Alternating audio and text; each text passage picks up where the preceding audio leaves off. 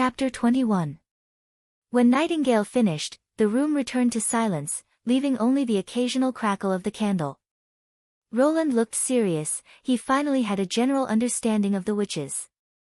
Most witches awakened during the months of the demons, which was the day when the gates of hell opened. Generally speaking, adulthood was the dividing line for witches. Women who had not awakened after the age of 18 would not be able to become witches again, while those who awakened before the age of 18 would suffer the pain of the demonic bite every year on the day of awakening. This kind of pain was hard to imagine. When Nightingale talked about this part, her voice trembled. According to her personal experience, it was as if something wanted to break out of the body. Every blood vessel and tendon was in unbearable pain. In the end, the skin would ooze blood and the eyes would bulge out of their sockets. If they could endure it, the body would slowly recover after 4 or 5 days of rest, but if they could not, they would die in this torture, and their death would be unbearable. Nightingale had witnessed the death of her companions several times. Their bodies lost the ability to support themselves and turned into a swollen ball of meat. Blood mixed with internal organs spurted out from the body holes, turning into a black mist when it came into contact with the air. Finally, when all that could be spurted out, only a layer of charred skin was left on the ground. This was the evidence that witches were regarded as the incarnation of the devil. Ordinary people who saw this scene would be scared out of their wits. Who would care about the real cause of death? Coupled with the church adding fuel to the fire, claiming that this was the result of believing in the devil, over time, witches became the spokesperson of evil. No matter how outsiders saw it, this kind of torture was real, and it was also the reason why witches generally had a short life. The longer they lived, the more difficult it became, and many people chose to end their lives. The demonic bite at the age of 18 was the most difficult hurdle to overcome. In fact, the magic obtained by witches before was not complete, and only after adulthood, this power would be stabilized. After stabilizing the magic, compared to before, there would be a significant improvement, and even a new branch of ability would be derived. Unfortunately, the process of stabilizing the magic was extremely painful. The strength of the demonic bite exceeded the limit that ordinary people could bear, and many witches would die on the day of adulthood. Roland was silent for a long time after listening to Roland's story, and then he asked in a low voice, according to the ancient books, witches can only obtain eternal peace in the holy mountain, and they won't have to suffer the torture of the demonic bite. Is this true? No one knows, because the sacred mountain has only appeared in legends. However, if he took them to the Witch Cooperation Association's camp, their chances of survival would be higher. If witches don't have to hide themselves and can live freely, the power of the body devouring will be much weaker than before. Roland's heart was in a mess for a moment.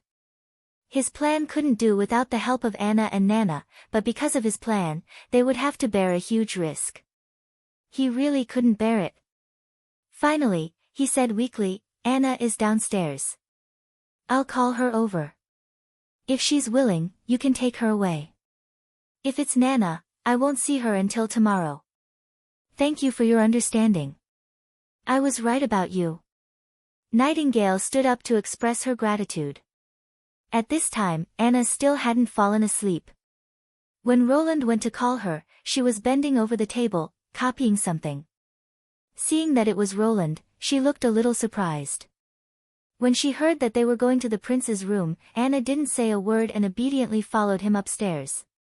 When she entered the room and found that there was another person inside, the girl was really startled. Roland took her hand and gave a brief introduction. The three of them sat around a round table. Nightingale repeated what she had said before. "In the camp, there are many people like you, and they are all your companions. That's probably the situation, Miss Anna. Although I signed an employment contract with you, in a life-threatening situation, I have to respect your opinion. If you promise, I won't go." Roland was stunned. "What did you say?" "I said I won't go." Anna quickly interrupted Roland's words. "I want to stay here." "Anna, I didn't lie to you," Nightingale said with a frown. "I can feel the magic surging in your body, it's close to maturity. 2 months from now, the months of the demons will be your day of adulthood. The earlier you arrive at the camp, the safer you will be. She didn't pay attention to the other side, but turned her head and looked at Roland. Your Royal Highness, do you remember you asked me whether I wanted to be like Nana, to return to Teacher Carr's academy and study with the other children? Roland nodded. I didn't answer at that time. What you said afterwards, about living like a normal person, I don't care. Anna's voice was calm and natural. I just want to stay by your Royal Highness' side, that's all. Roland thought he understood Anna's mind, but now he realized that he didn't understand at all. In the other's eyes, he couldn't read any emotion. It wasn't dependence, it wasn't love, he couldn't see anything, only a bottomless tranquility. He remembered the scene of their first meeting, the same calm expression in her eyes. The difference was, at this moment, her face was full of vitality, like a budding flower. She still wasn't afraid of death, but she no longer looked forward to it. The demonic bite can't kill me, Anna said word by word, I will defeat it. Nightingale closed her eyes and took a deep breath. Well, I know. So, will you leave alone? Roland asked. No, I'll stay here. She pulled up her hood and stood up. Anyway, before the end of the months of the demons, the camp won't move. Why? Roland was surprised. Was she going to monitor him for the whole winter? I don't think a fledgling who hasn't experienced adulthood will understand its dangers. I've struggled on the edge of death several times, and I've witnessed the disappearance of my companions. When that day comes, I can help her. If. Nightingale shrugged, if she doesn't survive, I also have experience in dealing with the aftermath. She went to the door, pulled out her dagger, and once again bowed to Roland, then, goodbye. With that, her figure gradually disappeared into the darkness, like a mist, leaving no trace. Is this Nightingale's ability? Roland thought, a silent stealth technique, she's simply a natural assassin. And from the way she threw the dagger, she definitely received relevant training. Is the Witch Cooperation Association also developing its own strength, in addition to accepting people of the same kind? Or, did she already master these skills before she was recruited into the Witch Cooperation Association? There was too little information about this organization, and Roland couldn't find any useful information in his memory, but he had a hunch that he would definitely meet with this organization again, as long as he insisted on walking the path of witches farming. It's getting late, you should go back to sleep, Roland said, patting the girl's head. To his surprise, Anna pushed his hand away and walked out of the room without saying a word. After closing the door, the light was isolated behind her, and the shadow enveloped her. She gently leaned against the door, and her eyes, which were like a lake, were no longer calm. She raised her head, put her arm in front of her face, and finally whispered in a barely audible voice. Chapter 22. The next day after the rain stopped, Border Town became lively again. Many villagers gathered in the square, talking and waiting for the speech of the fourth prince. For this speech, Roland had posted a notice on the bulletin board the day before.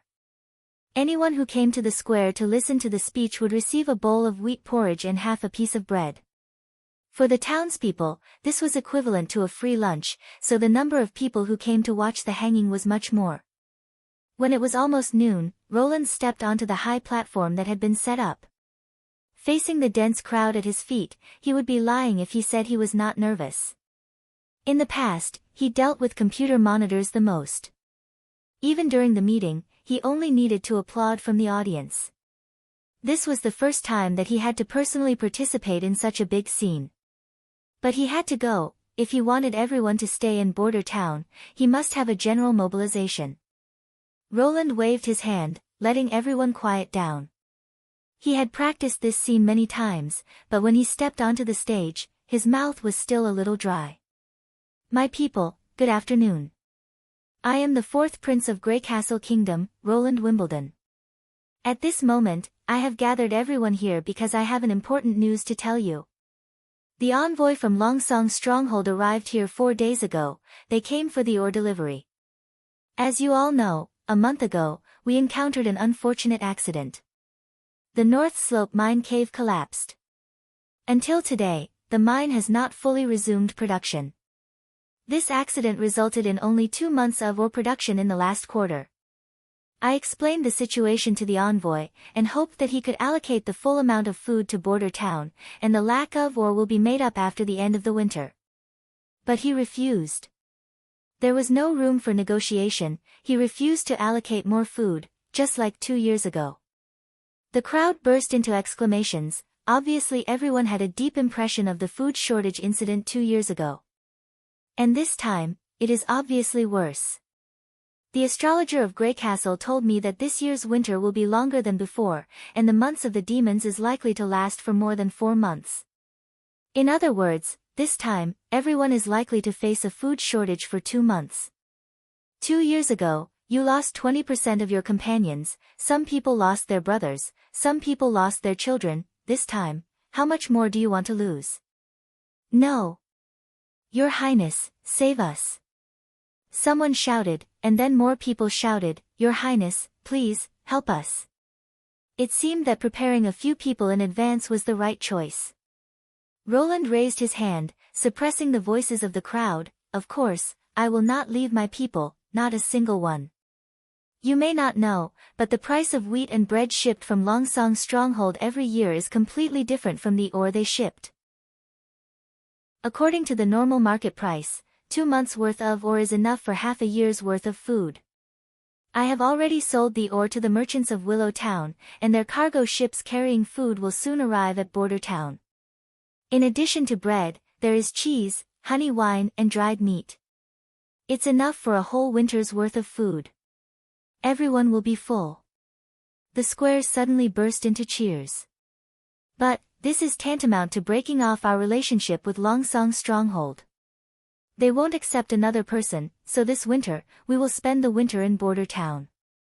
Most people had already seen that on the west side of Border Town, a solid wall was being built. I know some people are worried about whether we can stop the demonic beasts when they attack. I want to tell you, the demonic beasts are not much stronger than the beasts in the forest. Although they have thick skin, they can't climb the wall, they can't bite the stone. Even if their skin is thick, they are just a group of poor targets. Tell me, my people, do you want to hide in the shacks of Longsong Stronghold and starve to death, or do you want me to lead you to protect your loved ones and children, and defend Border Town until the last moment? I promise that as long as we hold out until the end of the months of the demons, all the townspeople who fight on the wall will get a reward of 25 silver royals. For those who unfortunately die, their families will get 5 golden dragon as compensation. We are willing to fight for your highness. Under the guidance of the people, they shouted and vowed to fight to the death. Seeing the atmosphere rising, Roland timely ordered the distribution of lunch. He didn't expect everyone to stay in Border Town. As long as half of the people were willing to stay, he was sure that they could stop the demonic beasts from advancing eastward. Perrault naturally didn't know how Prince Roland had arranged for him. When he brought the news back to the 6 aristocratic families in Longsong Stronghold, he only got a burst of laughter in response. You said that the naive prince actually wants to get rid of us and do it alone? He dares to repair the wall before winter. Should I praise him for his bravery or laugh at him for overestimating himself? Prince Roland's bravery is well known. When did Prince Roland also have this courage? He's just ignorant. Yes, he doesn't even have a stonemason, he only relies on the unpolished stones to pile up, with some wet mud in the middle. I'm afraid the pile will collapse. Anyway, it's a good thing. If he escapes back to Longsong Stronghold, naturally he will be at our mercy. If he dies in Border Town, we can also end this farce earlier. The Duke, who had been meditating with his eyes closed, suddenly opened his mouth. Perrault, what do you think? Perrault was startled for a moment. He didn't expect that the Duke of Longsong Stronghold would ask for his opinion. Well, I originally wanted to maintain the monopoly. As long as it's 30% lower than the market price, it's still a worthwhile business for us. But his mind was quickly sorting out his thoughts, but His Highness doesn't intend to let Longsong Stronghold monopolize the ore. He's willing to sell the ore at a 50% lower price, which means that he has a plan to greatly increase the ore production next year. As long as we increase the production by twice as much as before, we may earn more than before. He also intends to produce his own ironware to sell. Ironware is in high demand everywhere, it's also very easy to resell it. But, these are not the main points. Oh. What's the main point? If he can defend Border Town, it's also excellent news for Longsong's stronghold. We don't have to focus on fighting the demonic beasts every year, this can save us a huge amount of money. The second advantage is that the vast land between Longsong's stronghold and Border Town will belong to us, whether it's reclamation or migration, it's a good choice, it can greatly alleviate the current situation of overcrowding in Longsong's stronghold. Perrault said one by one the ideas in his mind. Moreover, Prince Roland won't stay in Border Town forever. 5 years later, we will have a more prosperous Border Town, after which we can incorporate the town into Longsong's stronghold, and Longsong's stronghold will become the third largest territory in the kingdom. So my suggestion is... He glanced at the Duke, and cautiously said, Longsong's stronghold should send people to help His Highness build the wall, and cooperate with him in defending Border Town. That's right, the Duke smiled, but it's just a businessman's idea, they only see the gains and losses. Chapter 23. Come on, try to put these 2 iron plates together, Roland said. Anna stretched out her finger and pressed on the seam of the iron plate. Flames spurted out from her finger, and the seam melted at a speed visible to the naked eye. Reduce the fire, and do it from the back. She nodded, and did as he said. The 2 iron plates were joined at 90 degrees, and were firmly welded together. Roland carefully examined the seam, and found that the effect was just as he imagined, a perfect weld without any flaws. If it was polished a little, and the traces of liquid from the melting of the iron were ground away, the 2 iron plates were almost no different from a forged body. Very good, Miss Anna, this is amazing, Roland couldn't help but praise. Next, let's connect the other 2 iron plates. What is this? A bucket made of iron? No, this is a cylinder, he corrected. Cylinder? Anna repeated in confusion. Yes, it can be used to fill air, Roland pointed to the other square iron plate, do you see the small hole on it?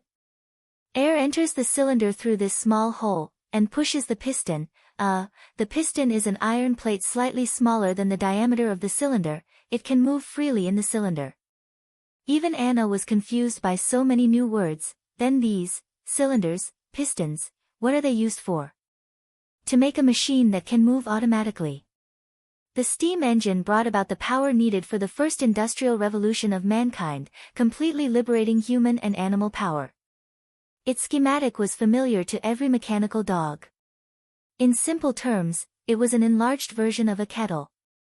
The boiling steam was directed into the cylinder, pushing the pistons and connecting rods, converting heat energy into mechanical energy. The principle was extremely simple, but it didn't mean it was easy to make. The difficulty was the airtightness of the cylinder and the piston, as well as the production of the gas pipe.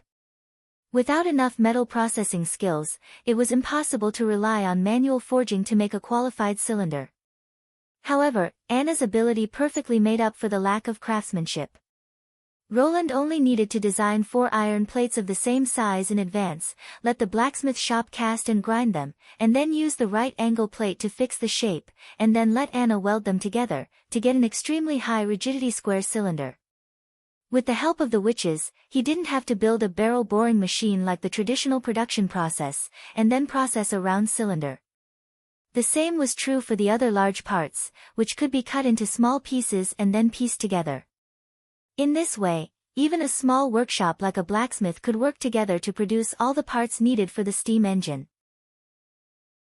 In fact, before welding was invented, people could only rely on bolts or rivets to connect small parts, and the inside of the cylinder had to be smooth, which was obviously not possible with conventional connections. The only problem was the air duct. The method of making it was nothing special. First, heat a long iron plate until it was red hot, then put it into a grooved mold, and then use a hammer to hammer it into shape. This was also the method of making a front-loading flintlock gun barrel. However, the barrel still needed to be straightened, drilled, and so on, which was a bit more complicated. The problem was that it was impossible for Roland to call the blacksmith to his back garden. The witches could not be exposed for the time being, and blacksmithing was not his strong point. In desperation, he could only let the chief knight do it, while he himself commanded from the side. In this way, after 3 days of torment, Roland finally pieced together the first steam engine in his back garden. "Is this the thing that you said has infinite strength?" Carter frowned as he looked at this strange machine. First of all, he was sure that this thing had nothing to do with the cult's rituals. Every iron lump on it was personally installed by him, making it look like a sealed furnace. If the devil could be attracted to it, then it would be too unreasonable. But how could a pile of iron lumps move? It looked very clumsy, and it had no feet. Could it fly? But in Roland's eyes, this seemingly simple machine exuded the beauty of industry. Standing on the shoulders of giants, he naturally did not follow the route of Newcomen's steam engine, or what steam engine. His first prototype was a high-pressure steam engine with double connecting rods and sliding valves. Its production was not much more difficult than the most primitive steam engine. The key was some innovation. "You'll know later." Roland poured a bucket of water into the steam room, and let Anna light the firewood. 10 minutes later, the water was boiling, and it began to boil. Soon, a crackling sound came from the cylinder. Roland knew that it was the sound of the cylinder expanding. The iron plate of the piston was relatively thin, so the expansion was larger than the cylinder, and it would eventually be firmly pressed against the cylinder wall. "Isn't this boiling water?" "I didn't expect it to really be a furnace," Carter muttered. When the cylinder was filled with steam, a scene that made Roland very excited appeared. The piston began to push the connecting rods outward, and when the movement reached the apex, the other connecting rod pulled the sliding valve, and the steam pushed the piston inward.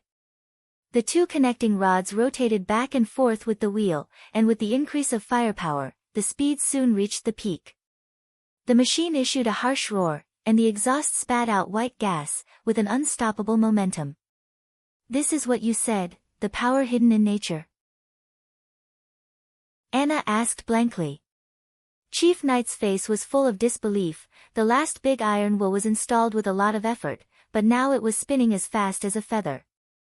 Standing next to it, he could even feel the air stirred up by the wheel. This could only mean that the strength of the iron lump in front of him had reached an amazing level. A trace of uneasiness gradually rose in his heart.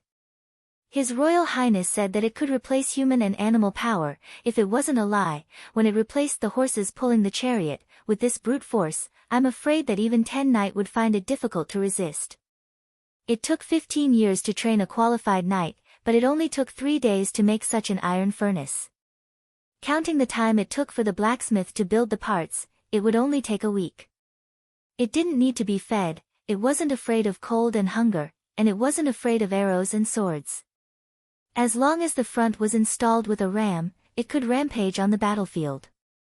In this way, is there still a need for the traditional knight to exist?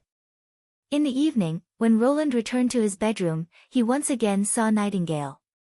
This time she didn't wear a hood, sitting at the table with a smile on her face, fiddling with a few pieces of parchment. "It seems that the rumors outside really can't be trusted. They say that the fourth prince is ignorant and has a bad character, but in fact, he is not much worse than a court master. Is this the drawing on the paper, the design of the iron furnace?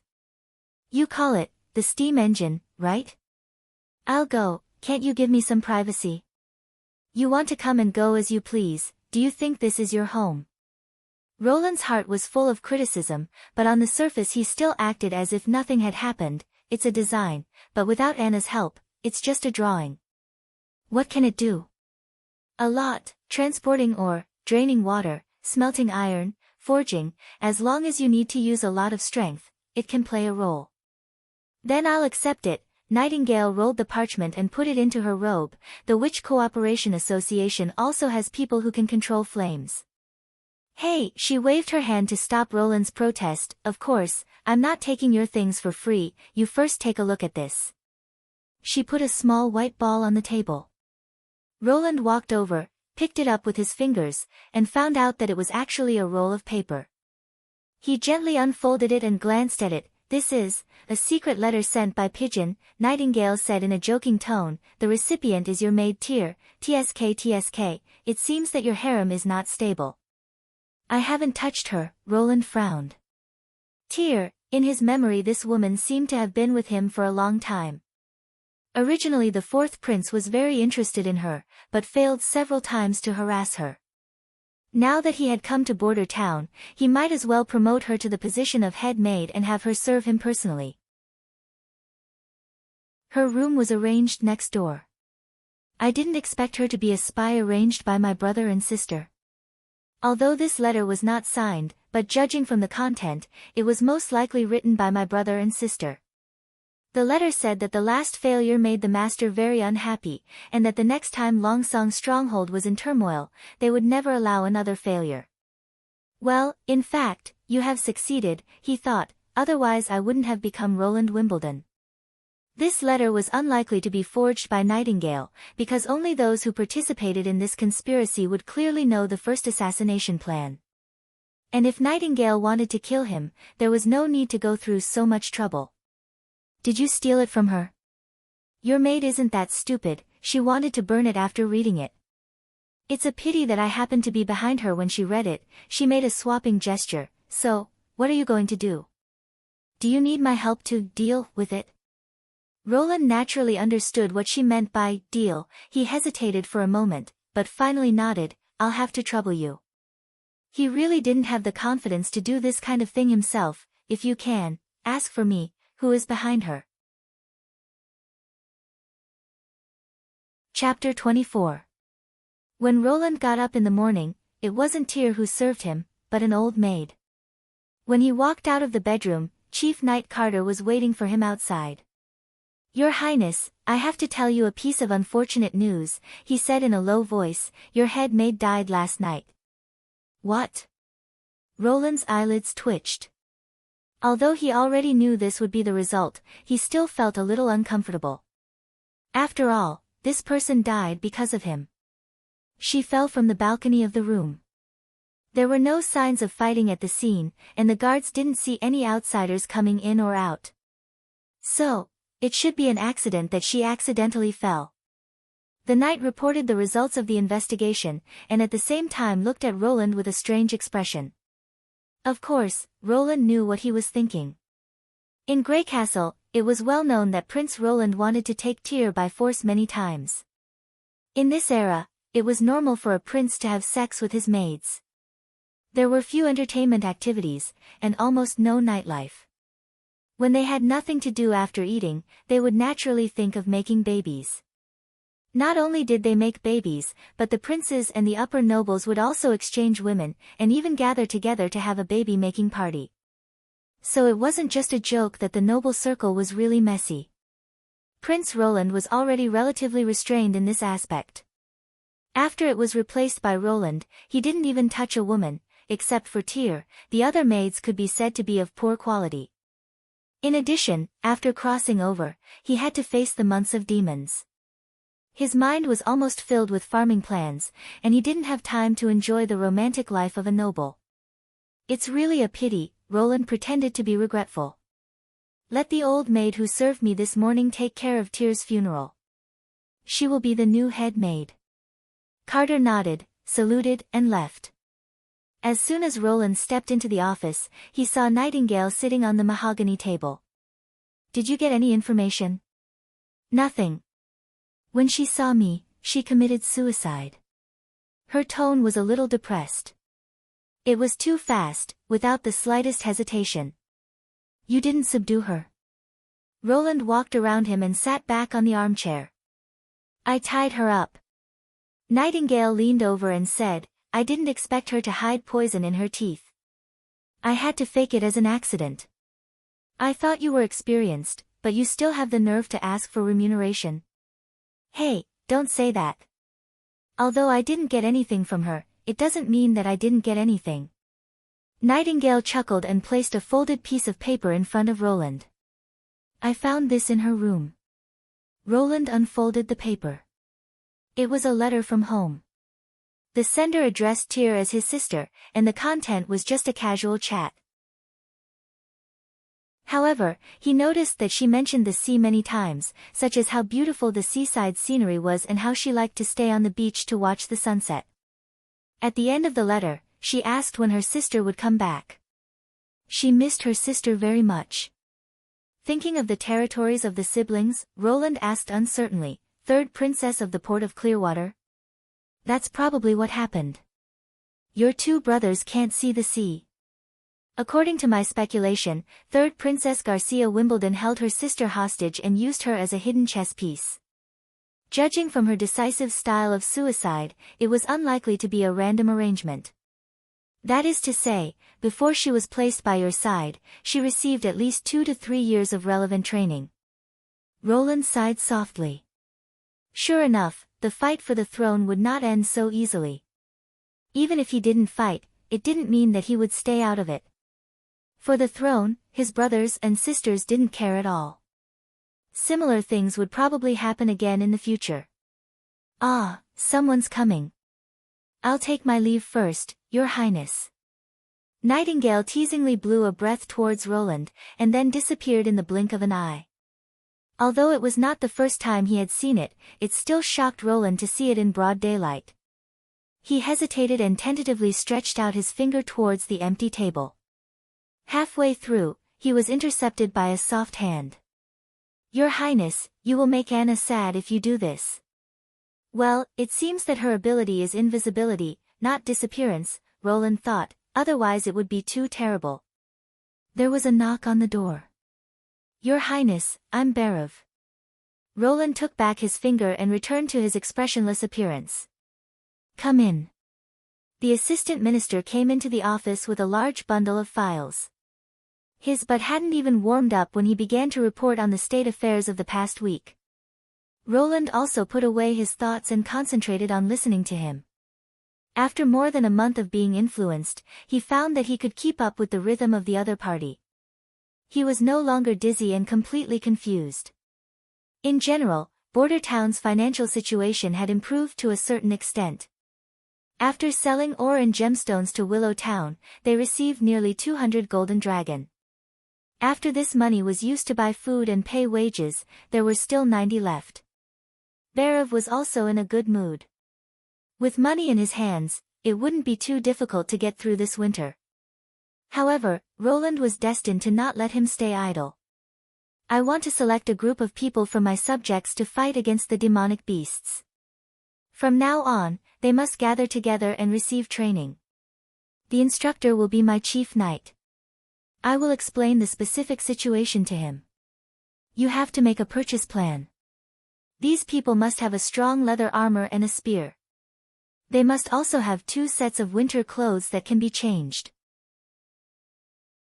"Your Highness, this, according to the usual practice, shouldn't we temporarily recruit people to fight? The troops that go to the battlefield without training are just a group of mobs. Do you think they can scare away the demonic beasts by relying on their numbers? It will be more troublesome if they collapse. Do you really intend to defend Border Town?" Barav asked hesitantly. "If we really can't defend, of course we will retreat. But I don't think we can't even deal with a few mutant beasts. If we do according to your plan, we will have to spend more money." Roland was amused by the stingy look on the man's face. "These are necessary expenses. Hurry up and get it done." He still had more than 300 golden dragon in his own treasury, which was mainly used to pay for the construction of the city wall. The materials and parts needed for the steam engine were also bought from his own pocket. The first machine cost almost 20 golden dragon, and he needed at least 3 more. It was true that the steam engine drove the first industrial revolution, but it didn't mean that the steam engine was equal to the industrial revolution. Historically, the United Kingdom was in urgent need of a new power to replace people and livestock to meet mining production. After what improved the steam engine, he immediately received a large number of orders. This new power was also popularized in various industries in a short time. Chapter 25. These are the people you recruited? Roland looked at the group of ragged civilians in front of him, his heart filled with the impulse to turn around and leave. Your Highness, they were selected according to your requirements, Carter said while counting with his fingers. Male, non-criminal, over 18 years old, under 40 years old, no physical disabilities. I carefully checked them. Well, he knew he shouldn't have too many expectations. After all, the productivity of this world was so low that it was difficult to even eat, so it was normal to be poorly dressed. As a prince, the treatment he received made him ignore this point. As long as he walked out of the castle, he could see homeless people begging for a living everywhere. In fact, even in the capital of the kingdom, Grey Castle, there would be people who collected corpses. What they did was to drag the bodies of starving people to be cremated every day. So in the end, what was the fighting mode of this world? Roland closed his eyes and carefully thought about it. It was probably a little more advanced than a hooligan fight. Generally speaking, when the Lord decided to start a war, or a fight, Roland didn't think that this kind of fight could be linked to the word war. He would summon the nobles in his territory, and the nobles would then summon the nobles of the lower level in their territory. For example, the Duke would summon the Count would summon the Viscount, and the Baron, and so on. Most of these nobles had a group of knight and mercenaries as their own personal strength. They were the main force of the battle, basically equipped with full armor and excellent weapons. At the same time, they would also recruit the civilians and farmers in their territory to fight. In fact, it was to deliver food to the army, and when needed, they would rush to the front line as cannon fodder. In the battle, the most casualties were these cannon fodder. In the battle between nobles, as long as they didn't die on the battlefield, they would generally be taken back and exchanged for ransom.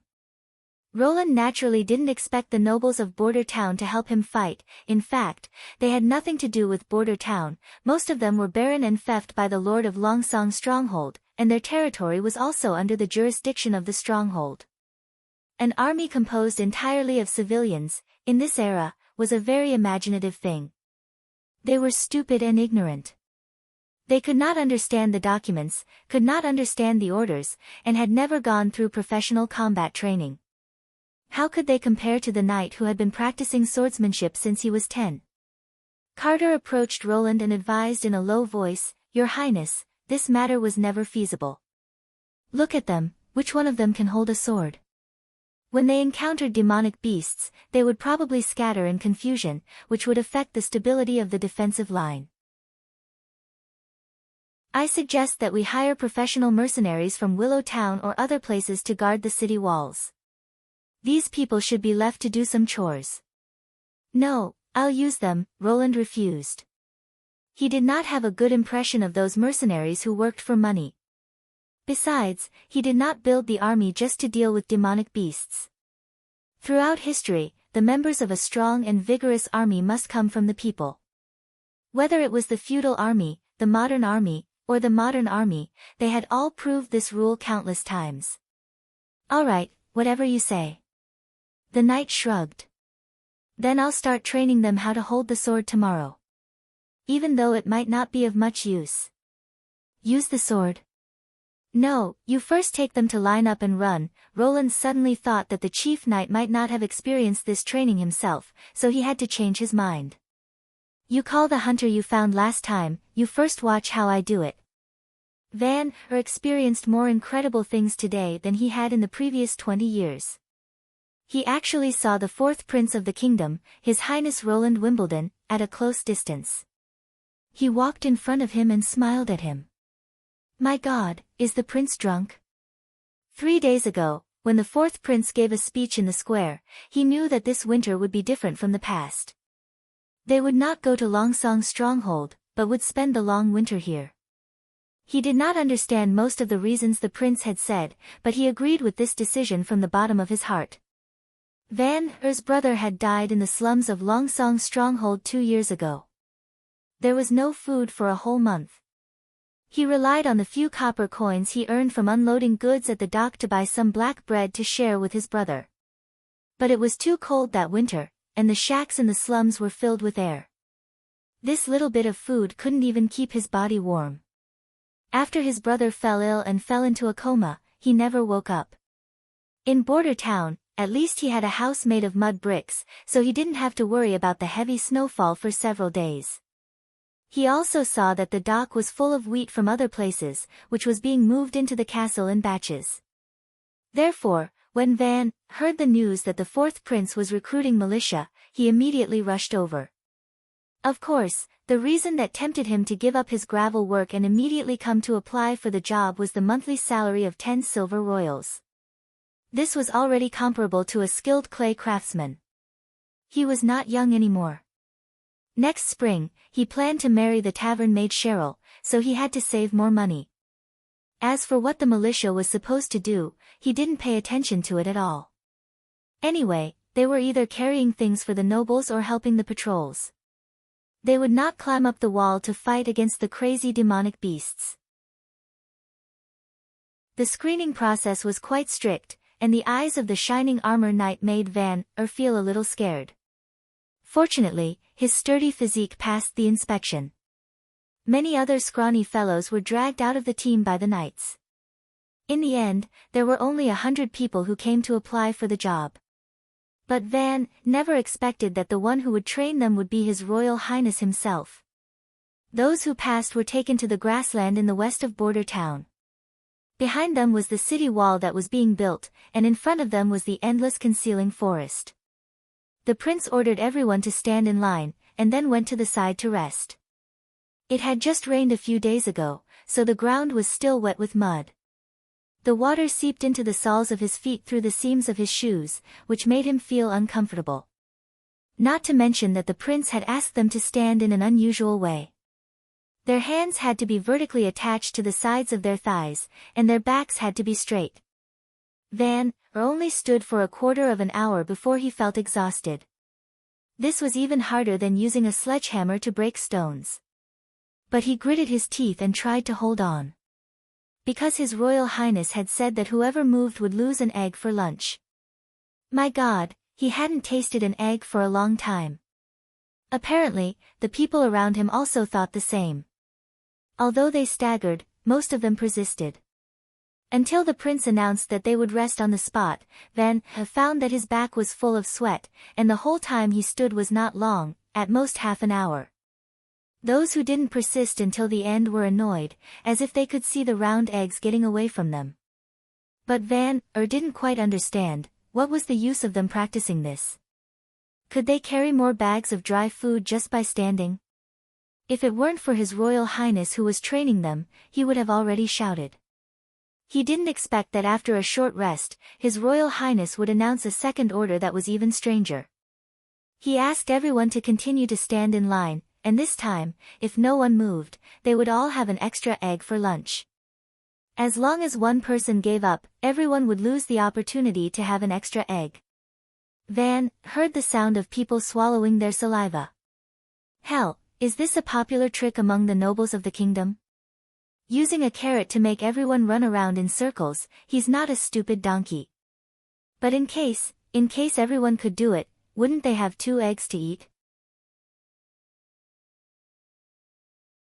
Chapter 26. Your Royal Highness, what are you doing? Carter had thought that Prince Roland was just arbitrary, but now he thought that he was being whimsical. When it came to training a soldier, the chief knight felt that no one was more professional than him. His family had a complete training method. From the age of 10 to 15, it only took 5 years for a soldier to be proficient in all kinds of weapons. If he had another 5 years, he would be a knight who was familiar with the etiquette of the upper class. Of course, the trainee must not be a civilian. Look at these idiots, they only have food in their eyes. Moreover, eggs are very expensive, okay. Roland picked his ears and said, just watch.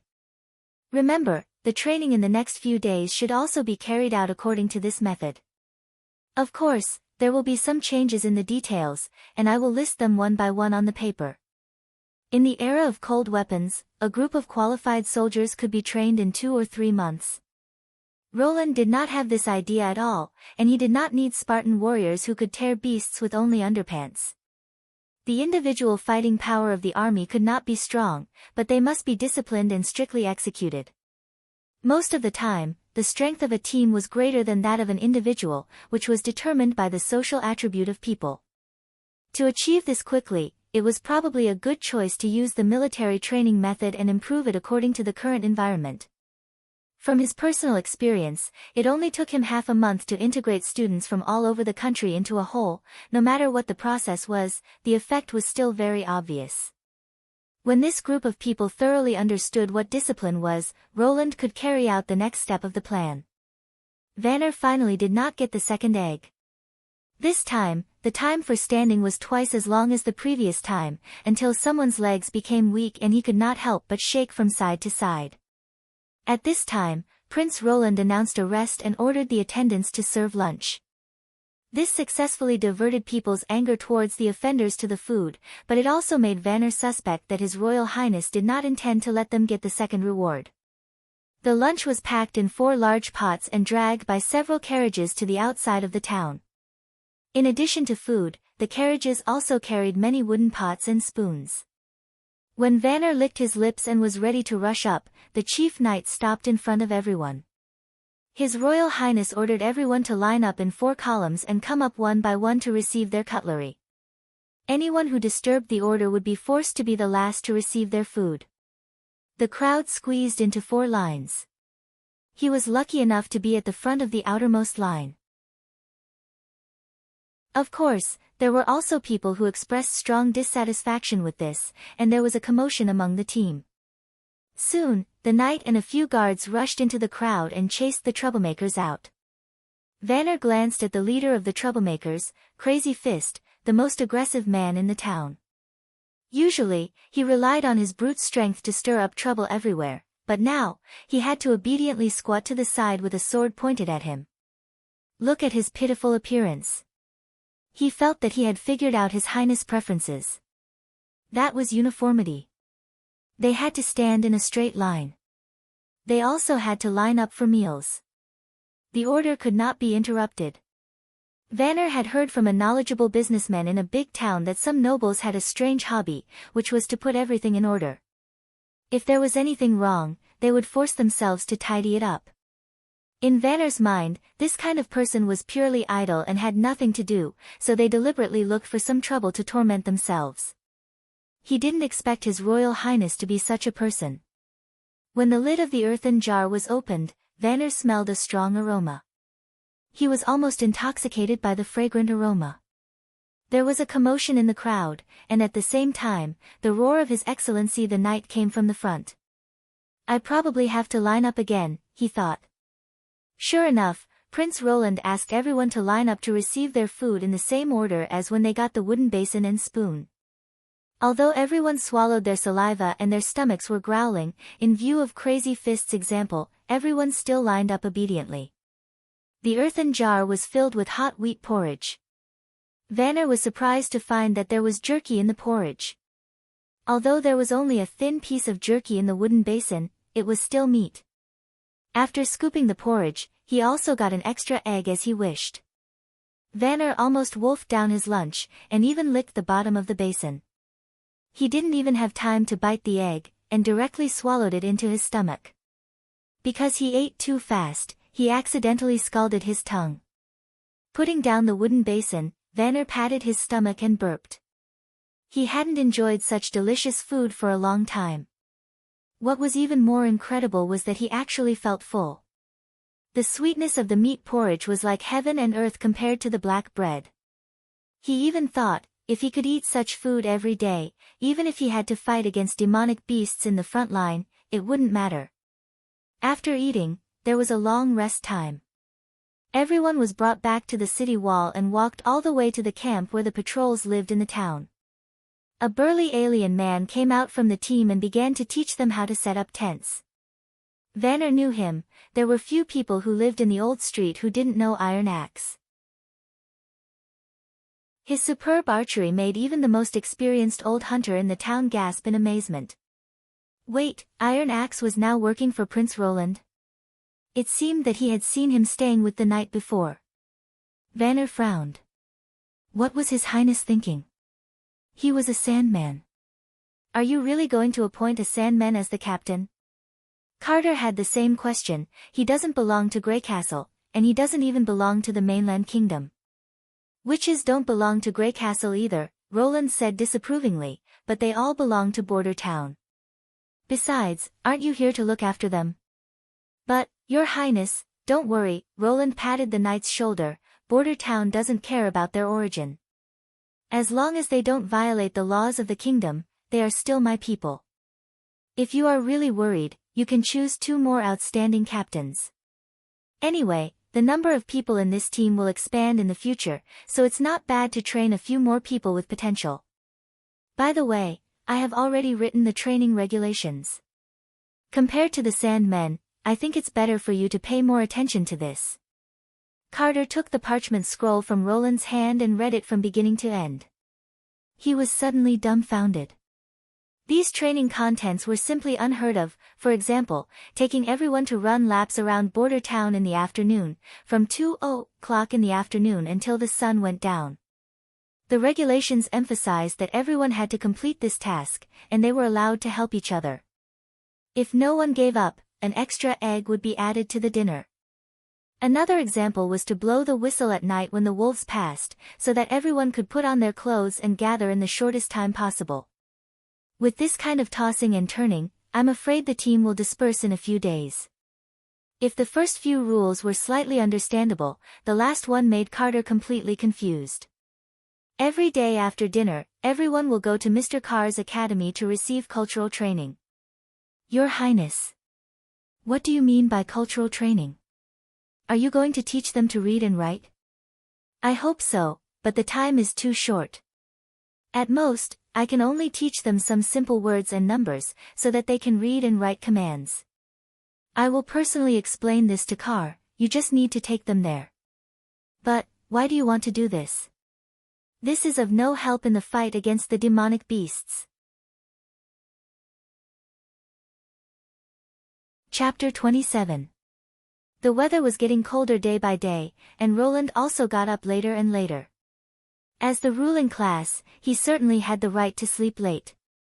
Especially the big bed with 3 layers of velvet blankets, when he lay down, his whole body would be surrounded by softness, which encouraged him to stay in bed.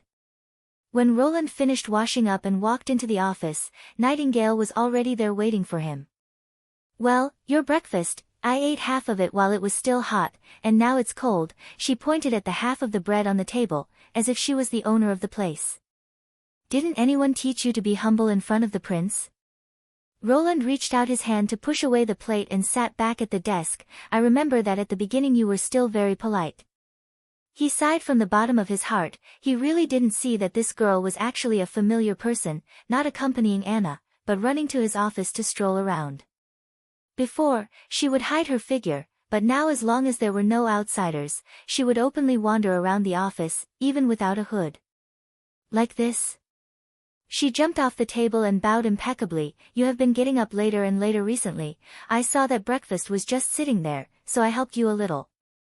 Your Highness, she moved closer to Roland. Anyway, you don't care, right? And you don't like those cumbersome etiquette, I can see that. Do you have the heaven's eye? Roland thought, you can see that. He sighed, do as you please, but after you eat breakfast, you must finish it. If I want to eat again, I will order another. Yes, Your Highness. She smiled gently, picked up the plate and ran to the side. Roland spread out a blank piece of parchment, ready to complete the design drawing that he had drawn yesterday. If he wanted to defend Border Town, the battle after the arrival of winter could not be a Pyrrhic victory. Although an army that had not seen blood was not a qualified army, Roland was worried that if there was a big loss, this group of people who had been trained for a short time would not have the courage to stand on the wall. He needed a revolutionary weapon to gain an absolute advantage over the demonic beasts. Without a doubt, it was a musket. In fact, this era already had all the conditions for firearms to appear. Alchemists often made a substance known as snow powder, which was used in court ceremonies. This thing was gunpowder with the wrong formula. It burns slowly, and when it was put into a copper tube, it would only make a sound. In about another 100 years, the prototype of the flintlock gun, would appear. Due to the cumbersome operation of this firearm, it required the cooperation of 2 people to complete the loading and firing action. Under normal circumstances, it could only be used as a single-shot weapon. Moreover, its firing speed and power were inferior to that of a well-trained archer. Of course, Roland wasn't interested in repeating history. Just like the steam engine, he could use the witch's ability to create a gun with actual combat value. I looked at the order on the table before you came. Nightingale swallowed the last piece of bread and asked casually, "Why do you plan to buy so many ice rays? It's winter now. If you want to drink chilled ale, why don't you just leave it outside for the night?" The upper nobles like to use ice ray, or saltpeter, to make ice in the summer, and then cool down their milk, wine, or fruit juice. Thanks to the season, the purchase price of saltpeter was very low. To make ice cheese, the current temperature is not low enough, it needs to be frozen, Roland said. Although the woman in front of him wasn't an enemy, he didn't know everything about her like Anna did. Unlike the steam engine, the musket didn't have many technical barriers. Once it was spread, it would obviously be detrimental to his farming plan. Before he understood her details, it was better to hide some things from her. Thinking of this, he tentatively asked, "In addition to searching for the Holy Mountain, is the Witch Cooperation Association also responsible for training killers?" "No, they are just a group of poor people gathered together for a dream." Nightingale waved her hand. "I joined the Witch Cooperation Association only 2 years ago." "In other words, you were working for someone else before?" Her beautiful throwing skills couldn't have been thrown without several years of hard practice. Roland was very sure of this. "In addition to me, there are other people willing to take in witches." "Take in?" Nightingale's expression became a little strange. How could it be? If he knew that I would become a witch, he wouldn't even let me through the door. As for later, if I wasn't still useful to him, I'm afraid I would have already been secretly executed. "Oh.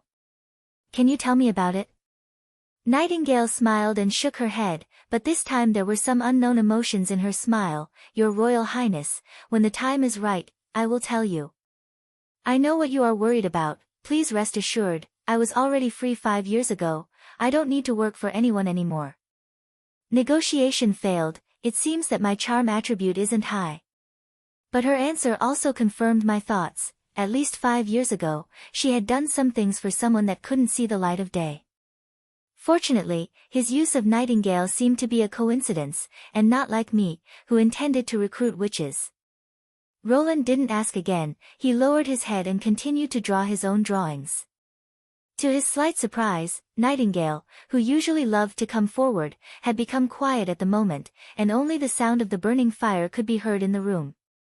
When Roland raised his head to move his sore neck, she had already disappeared from the office. She left without saying a word, he muttered, folded the parchment in his hand, and put it in his pocket. After a few days of busy work, with this drawing, the design of the weapon, or rather, the reproduction, was completely completed.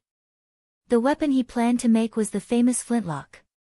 This weapon had been tested by history for a long time, and its production difficulty was similar to that of a matchlock. The rear was loaded with gunpowder, the front was loaded with lead, and the firing rate was close to 3 shots per minute, which was more than enough to deal with mutant beasts without any IQ. Most animals couldn't climb walls, so the shooting distance was about the height from the top of the wall to the ground, which was 12 feet. At this distance, even if you aimed with your feet, you wouldn't miss the target, and the bullet's initial speed was almost unaffected. As long as the demonic beasts didn't evolve to be harder than steel, they could basically be killed with 1 shot. The shortcoming of the flintlock was the production time. At the beginning, it was the same as a matchlock, which required the craftsman to hammer it out. From the barrel to the trigger, the entire production of the gun would take about 3 months. The barrel was the big part, and the iron plate had to be beaten into a round tube, iron powder was used to seal the mouth, and then the barrel was drilled to engrave the firing line. Although it didn't require any sophisticated equipment, the craftsman had to be skilled to make a qualified barrel. This was also the reason why Roland had to first build a steam engine. Chapter 28. However, when Roland personally operated it, he found that the actual situation was far from as simple as he thought. After working in the backyard for 4 or 5 days, he successfully produced a hard drill. Using Anna's high-temperature flame, he could easily obtain molten iron with a temperature of more than 1,500 degrees. Without the restriction of temperature, the conventional method of frying steel could easily and quickly produce a small batch of steel. That was to use an iron rod to quickly stir the molten iron, so that the excess carbon and other impurities in the pig iron were fully exposed to the air and oxidized. After several repetitions, the molten iron cooled down to obtain high-quality steel. The problem lay in the steam engine. When the prototype was working, the noise and vibration were very alarming. Even the drill could not steadily drill a complete iron pipe. This level of tremor was insignificant when doing heavy work, but it was obviously not feasible when processing a gun barrel. To improve this, he had to first create a centrifugal governor to control the steam engine's output power, and then use a gear combination to reduce the vibration and adjust the rotation rate of the drill. But processing the gear required a simple lathe. In this way, Roland found that he had no way to achieve this goal before the months of the demons. In the end, he could only use the old way, relying on the blacksmith's hands to hammer it out. The plan to mass-produce guns was a failure. According to the number of blacksmiths in Border Town, at most they could produce 3 to 4 barrels a month, and this was under the condition that they stopped building the second steam engine. The only good news was that they didn't have to worry about the quality of the barrels. The blacksmith only needed to hammer out a roughly round pipe, and then Anna would uniformly sew it. The effect was close to that of a seamless boring pipe, which basically eliminated the risk of explosion. Roland had no choice but to modify his previous plan.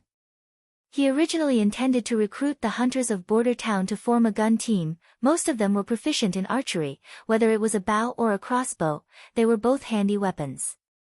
In addition, firearms training was not time-consuming, so they could quickly gain combat effectiveness. But now during the months of the demons, at most 4 flintlocks could be made, so he could only select the most outstanding hunters to create an elite team. Roland decided to give this task to Iron Axe, who had been in Border Town for 15 years and was recognized as the best hunter. Brian was not happy for the past 2 weeks. Especially when they met the militia on the street, the unhappiness would be magnified, and there would even be a trace of unwillingness in their hearts. He felt that he had been forgotten by His Highness.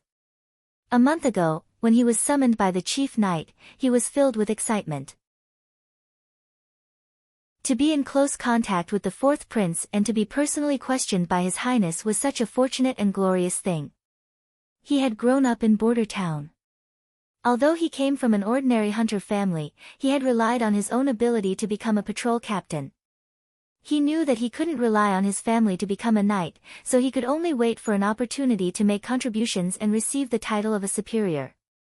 His Royal Highness's question made him feel that his opportunity had come. Obviously, the 4th Prince Roland was not willing to give up his territory. He was trying to find a way to fight against the demonic beasts. Later, the wantonly construction of the city wall also proved this point. There was no doubt that this year they would spend the months of the demons in Border Town. If they wanted to stop the invasion of the demonic beasts here, they had to form a team that dared to fight head-on. Brian thought that he was the best candidate. He was proficient in reconnaissance, swordsmanship and horsemanship. Every year, he stayed behind to light the beacon, proving that he didn't lack courage. But he never expected that His Highness would choose a team of civilians to fight against the demonic beasts. That's right, a pure civilian team. Not only him, but the entire patrol team of 10 people didn't pass the chief knight's examination. This was simply incredible. Did His Highness think that this group of people who had never held a sword would be better at fighting than him? I'm afraid that if they saw the fierce appearance of the demonic beasts, they would be defeated. But His Highness seemed to be serious. He not only trained this motley crew, but also gave them a uniform. Every afternoon, Brian could see this group of people wearing brown and gray leather armor, running through the street in 2 columns. At the beginning, the team was sparse, but recently it had become more and more orderly. But Brian himself was still carrying out boring tasks every day, and he couldn't see any hope of promotion. At night, When he couldn't sleep, he heard a noise next door, then the door was pushed open and someone quietly came in. "Hey, get up," the person whispered. Brian recognized the other side's voice. It was a member of the patrol team, nicknamed Fierce Scar. There were 5 people sleeping in his room, except for himself and Greyhound. The other 3 quickly turned over and got up, as if they were already prepared. They didn't even take off their coats. "Captain, get up, I have something important to tell you." Fierce Scar had a noble relative in Longsong Stronghold, and he heard that he was a great noble, so his position in the team was very high. Brian couldn't ignore him, so he got up and asked, "What's the matter?" Greyhound was also woken up. It's so late, you don't sleep. I have a good job to introduce to you. Do you want to be conferred the title of Knight? What? Knight? Greyhound was surprised. Brian's heart jumped. He quickly asked, "In the end, what kind of job is it?" "You all know my Uncle Hill, he is the Earl of the Duke, he is also His Excellency's confidant.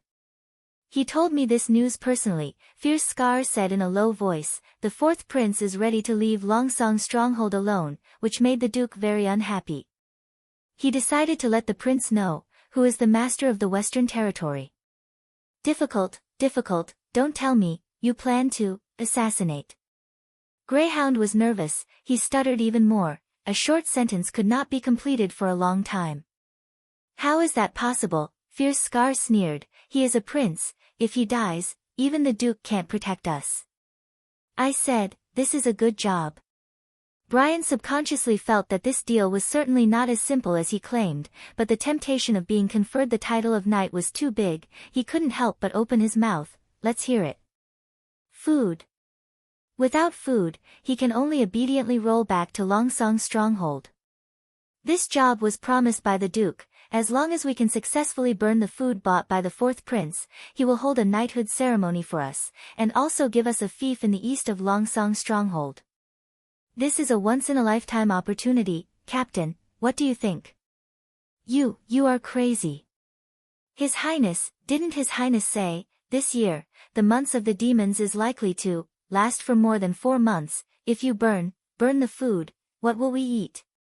Greyhound shook his head again and again. Two years ago, have you forgotten? What does it have to do with us?" Another person said disdainfully, "Anyway, I don't intend to stay here, Duke Ryan's matter, we can live a comfortable life in Longsong Stronghold." "Yes, do you want to eat slag in this damn place for a lifetime?" The others also chimed in one after another.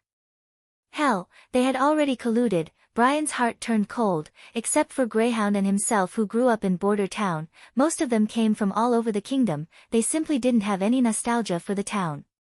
Seeing that he was powerless to stop them, he had to change the topic. "But the wheat has been transferred to His Highness Castle. The door is guarded by His Highness' personal knight. How can you get in?" "That's why I called you," Fierce Scar proudly said. "You have been living in this broken place since you were a child. No one is more familiar with the environment here than you. I remember you once said that there is an abandoned well in the ravine behind the castle, which is connected to the waterway under the castle. Through it, you can quietly reach the castle garden. Didn't you climb in when you were a child? How about it, if you do this with me, in the future you can also become a knight personally appointed by His Excellency the Duke." No, a knight should have the courage to fight against injustice, should not be afraid of power, and should protect the weak. Just because of His Excellency the Duke's personal grievances, he should ignore the threat of starvation and death for the residents of Border Town. Such a knight, in addition to being an empty shell, what glory does he have to speak of? He was about to open his mouth to refuse, but Greyhound had already barked. A group of madmen. You actually dare to take the idea of food. I will never let you leave here. I will report to, Greyhound said halfway. His voice suddenly froze. He incredulously turned his head. A former teammate was standing behind him sneering at him. A black dagger was inserted from behind Greyhound's waist. The dagger was completely inserted into his body. He trembled twice, opened his mouth to say something, but could only let out a hoarse breath sound. The other side stirred the dagger twice, and then fiercely pulled it back. Greyhound suddenly lost his support like a rag doll, softly paralyzed on the ground. Chapter 29. The castle of the Lord of Border Town was not built in its current location. At first, when the foundation of the stone wall was buried, it encountered an underground cave, and the ground suddenly collapsed, so it had to be moved. Most of the channels that had been dug were destroyed in the collapse, and even if they were intact, they were abandoned because of reconstruction. When Brian was young, he often drilled in these tunnels, and one day he accidentally found a route from an abandoned well to the well in the castle garden. Brian told this news to his father, and the result was that he was hung up and severely beaten. His father warned him that trespassing into the Lord's castle was a capital crime, and once discovered, he could only be hanged. The frightened Brian naturally did not go through this channel, but when everyone gathered together to drink and chat, he had more than once boasted that he had the ability to go directly to the castle. Now he simply regretted it. In addition to Greyhound, there were a total of 9 people. In other words, the whole patrol team was convinced by Fierce Scar to be able to work for the Lord of the Western region of the kingdom, Duke Ryan, and with such a generous reward, there were only a few people who could resist such a temptation. The abandoned well was the first place where the collapse began, and now it was still a wasteland. Fierce Scar held Brian's sword in the middle of the team and went down the well. When he was young, the channel was spacious, but now it seemed very narrow. Because there was no one passing through it all year round, and the water had changed course, many places in the cave had grown vines. The guy who stabbed Greyhound was holding a torch and walking in the front, holding a short-handled axe to clear the obstacles. Brian pretended to recall the road, but in his heart he was thinking of a way to escape. Obviously, in such a place where movement was extremely inconvenient, he had no possibility of escape. Only when he arrived at the castle could he get a chance. What should he do then? Shout twice to attract His Highness's guards? No, no. That way Scar only needed to raise his hand to kill him. He must first pull away, otherwise he would end up like Greyhound. Thinking of Greyhound, Brian's eyes dimmed a bit. Before the establishment of Border Town, he and Brian lived here, and the two almost grew up playing together. Joining the patrol team together was also Brian's idea. Unexpectedly, he was elected as the captain of the patrol team, just like himself. Brian was happy for him for a long time. Because of his stuttering, Greyhound had always been looked down upon. Now, he finally had a chance to be acknowledged, at least, that was what Brian thought at the time. But when Greyhound fell, Brian roared at Fierce Scar. Fierce Scar, with a face full of sarcasm, told him the reason why everyone recommended him and Greyhound to be elected as captain. Idiot, the patrol captain has to stay until the months of the demons and light the beacon to alert the others. If I don't let you do it, do I have to take this risk? These words pierced Brian's heart like a sharp knife. It turned out that all that modesty, all those congratulations were just a facade of hypocrisy. The real reason was so ugly. He revealed an expression of shock and despair to cover up the anger surging in his heart. This was unforgivable. Brian clenched his teeth. Someone had to pay the price. After walking through the dried-up sewer for about an hour, the group finally heard the sound of flowing water. This meant that they were not far from their destination. After turning a corner, the area ahead suddenly became much more spacious. It could accommodate 2 people standing side by side. The person walking at the front of the team said, "There is no road ahead, there is a shaft." "What's the matter?" Fierce Scar asked with his sword. "Tell him to look up," Brian said in a deep voice, "we have arrived." This abandoned sewer was connected to the middle of the well in the backyard of the castle. At the time of repair, it may have been due to negligence, but this interface was not sealed. Fierce Scar stuck his head to the wall of the well and looked down. 3 feet under his feet was the rushing water, and above his head he could see a small circle of the night sky. He let someone look after Brian, took out a bundle of rope from his backpack, tied the hook, and gently threw it up. Only to hear a sound, the hook was firmly stuck on the edge of the well mouth. Fierce Scar followed the rope and carefully climbed out. Soon, he pulled the rope above, motioning the people behind to keep up. It took a long time for the group to climb out of the well. Originally they could only see the castle from afar, but now it stood in front of them. Fierce Scar grabbed Brian and said in a low voice, "Take us to the warehouse." Brian had only been here once.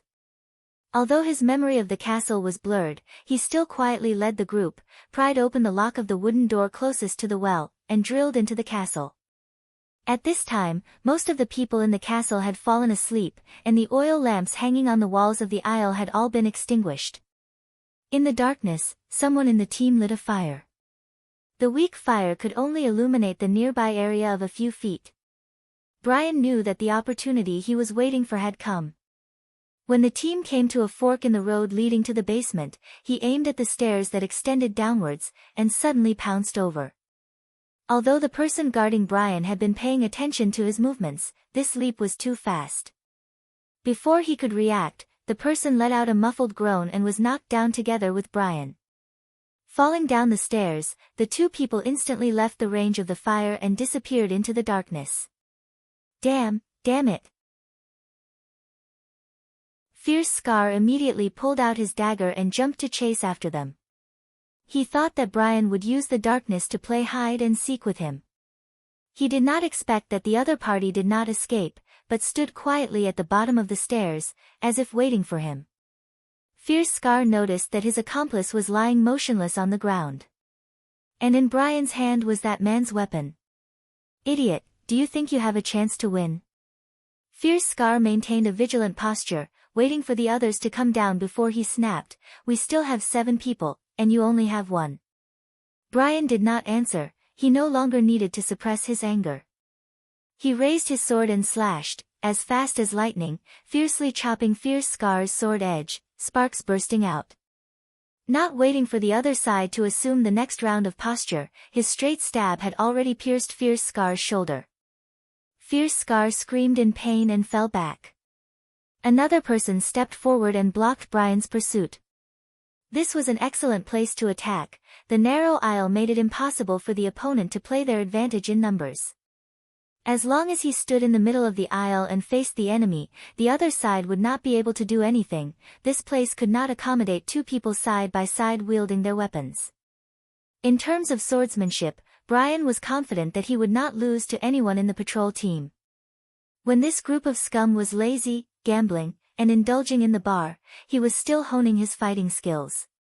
Regardless of the wind, frost, rain, and snow, he had not stopped for several years. This was also the reason why he did not choose to immediately shout for help. Chapter 30. The person who replaced Brian was only able to catch 2 swords, and then his weapon was directly sent flying. Rather than saying that they were part of the patrol team, it would be better to say that they were a group of gangsters.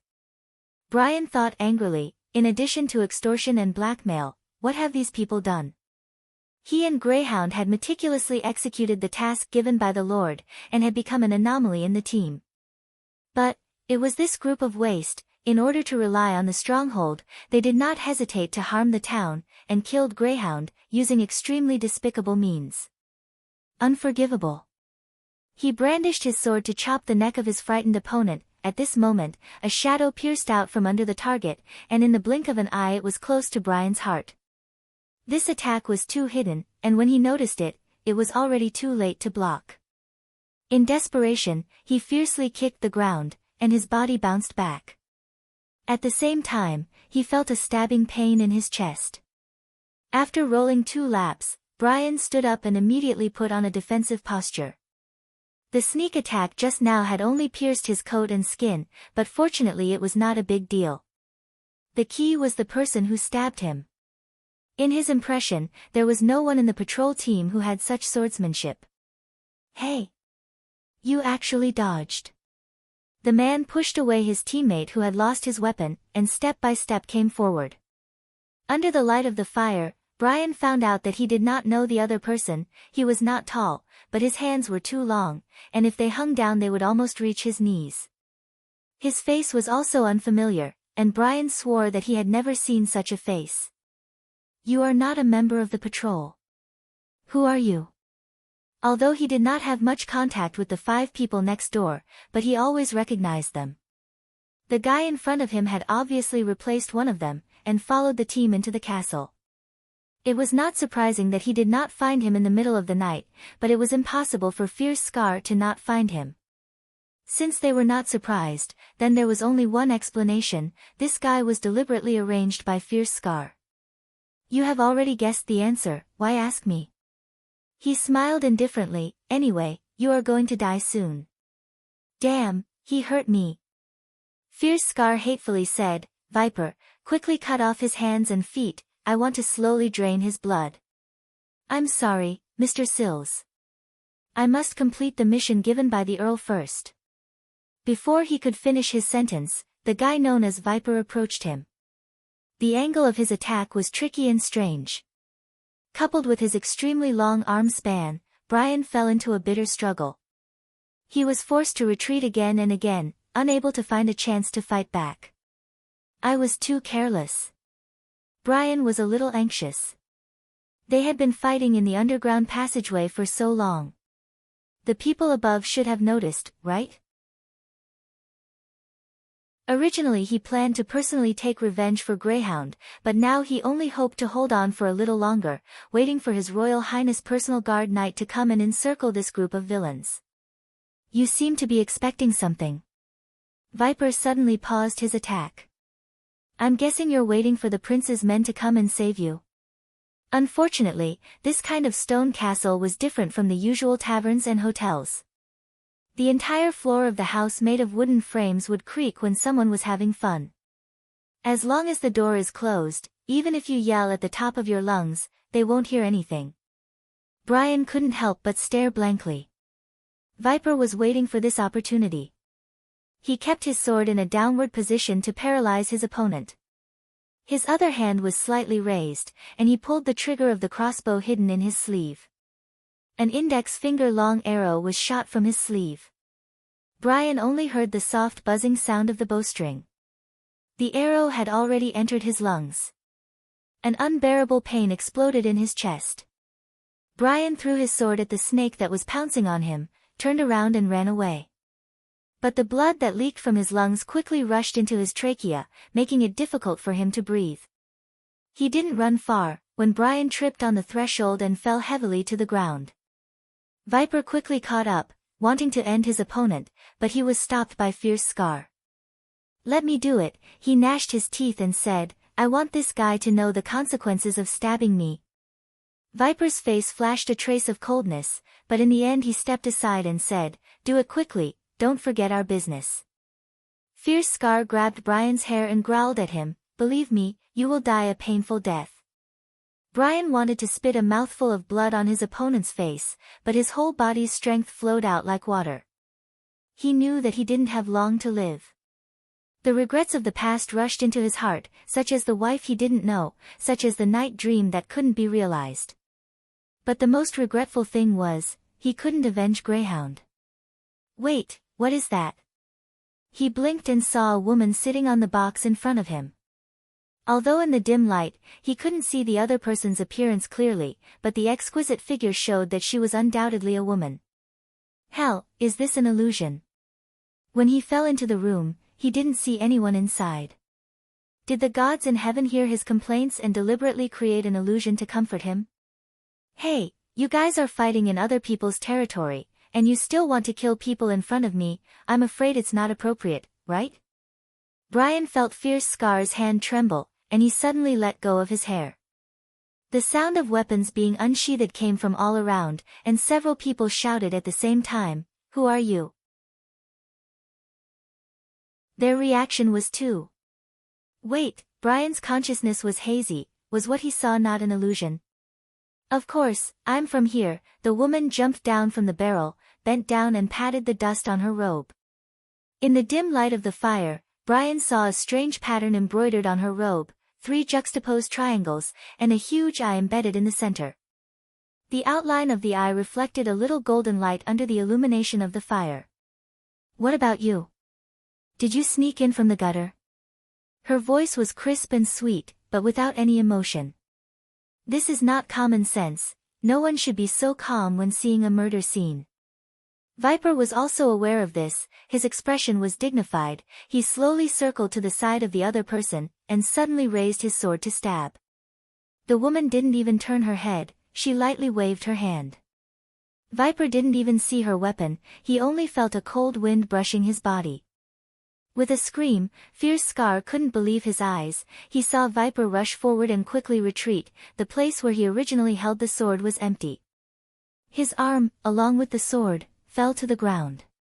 Fear suddenly clutched Fierce Scar's throat. Others may not know, but he was very clear about Viper's background. Ruthless, cunning and dangerous. This was the Earl's evaluation of this person. The strength of the people who could be recruited by the Earl was absolutely not to be underestimated. Even Brian found it difficult to survive under his attack for half a quarter of an hour. But now, he was carelessly struck by a woman, and his whole arm was cut off. "What are you doing? Quickly go and kill her!" Viper shouted while holding his wound. Brian's vision began to blur due to excessive blood loss. He heard messy footsteps everywhere, the sound of weapons colliding, and the muffled sound of a human body falling to the ground. What the hell happened? He tried to move his eyes, looking forward, then the patrol captain saw a scene he couldn't understand. The figure of the woman was like a ghost. She walked in the crowd, appearing and disappearing. Every time she attacked, she would penetrate the enemy's vital point. Rather than killing, it was better to say that she was dancing. He had never seen anyone who could wield a killing weapon with such a sense of rhythm. The sword flew up and down, drawing an incredible trajectory. In comparison, the surrounding people were just a group of clumsy clowns. They fought back in vain, and fell down in vain.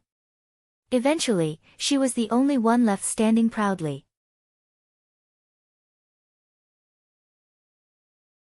Chapter 31. Roland sat in front of his desk in a daze. He did not expect that someone would actually dare to kill his way into the castle. If not for Nightingale's timely discovery, he was afraid that he would have already been killed. Who was it this time? The third princess, or some other brother and sister? Was there a need to be so anxious? The 5 years of the fight for the throne, now only a few months have passed. Roland impatiently pounded the table. This is simply unreasonable. Can't they let me spend the winter peacefully? Outside the door came the sound of footsteps. Chief Knight Carter Lannis pushed open the door and entered. "Your Royal Highness, the identities of the dead have been identified. 7 of the 8 corpses were originally members of the patrol team. The identity of one is unknown. The other 2 are still alive. One was treated by the witch, no, by Miss Pine, but he still hasn't woken up. The other one has been detained in the dungeon and is being closely guarded." Patrol team. I knew that this team raised by the former lord was unreliable, Roland thought while gnashing his teeth. Out of 10 people, 8 had betrayed him. Not allowing this group of people to join the militia was really the right choice. The one who is locked up, you tell your men to keep a close eye on him. Don't let him commit suicide like last time. Last time, like that? Cough, nothing. Roland shook his head. It seemed that after being woken up by Nightingale early in the morning, even his brain was confused. In short, I want to know everything from his mouth. Who is the mastermind? Who contacted him? Who bought him? I will leave all of these to you to investigate. Yes, Your Royal Highness. Carter did not immediately leave, but instead knelt down on one knee. This time, letting the assassins sneak into the castle was my negligence. I hope Your Royal Highness will punish me. Enough, you were not in the castle at the time. This has nothing to do with you. So. Carter hesitated. Can you tell me, in the end, who was it that stopped this assassination? I saw from the scene, they. The knight swallowed his saliva. They seemed to be killed by the same person, and they didn't even have the strength to fight back. You can tell? Roland asked curiously. If they were evenly matched, the scene wouldn't be so clean, and the wounds would be so varied, Carter said in a low voice. Everyone fell in a small warehouse. Aside from blood and corpses, there was almost no damage to any of the objects placed on the ground. The big boxes that stored the cured meat didn't even have a sword mark on them. In other words, that person did not use any cover and was wandering around in a small empty space. With all due respect, Your Highness, this is simply unbelievable. I see. Roland nodded. He understood what she meant. In theory, no matter how strong a person was, once he was surrounded, he would fall into an extremely disadvantageous situation. In actual combat, it would not be like what was shown in the movies, where it looked like an encirclement, but people would still fall one by one. An attack from a blind spot would be especially fatal. Therefore, in a one versus many situation, the correct strategy was to rely on the terrain and environment, allowing oneself to face the enemy head-on. However, Nightingale was no ordinary person. No matter what, go do what you have to do first. This person can't show up for the time being, but when the time is right, I will tell you. Although the chief knight was loyal and reliable to himself, and also knew that Anna and Nana were witches, Roland still chose to conceal the existence of Nightingale. Because she was different from the other two witches, she did not belong to his side, and the reason she stayed in Border Town was only for Anna. Behind her was the Witch Cooperation Association, and sooner or later, she would leave this place. Carter left with a disappointed look on his face. Roland could understand his thoughts. As a swordsman, he constantly practiced and accumulated swordsmanship for hundreds of years, and took it as the truth. But when he saw an incomprehensible scene, he was bound to doubt himself. If swordsmanship could be so exquisite, then what was the point of being so proud of? I thought you would call me out. Nightingale appeared. She was still sitting at the corner of the desk, and said with her legs crossed. I thought so too. Why don't you just settle down here, and work as my secret guard? You will get a monthly salary of 2 golden dragon, which is twice as much as Anna. Do you want to consider it? Roland began to persuade her. The house has a garden, 2 days off a week, and every year you will get paid leave. Well, it means that you will get paid while you rest. To his surprise, this time the other didn't flatly refuse, but instead smiled and said, I can't abandon my partner. Then call them all. After the winter is over, Border Town will have a big construction, and when the time comes, we can accommodate as many people as we want. And, witches can also walk on the streets without discrimination, and no one will think of you as evil. Wait until you achieve this, Nightingale said with a shrug. Alright, Amway still depended on the product. This kind of thing could only be done slowly. Roland changed the subject. Has Nana been safely sent back? She was really scared.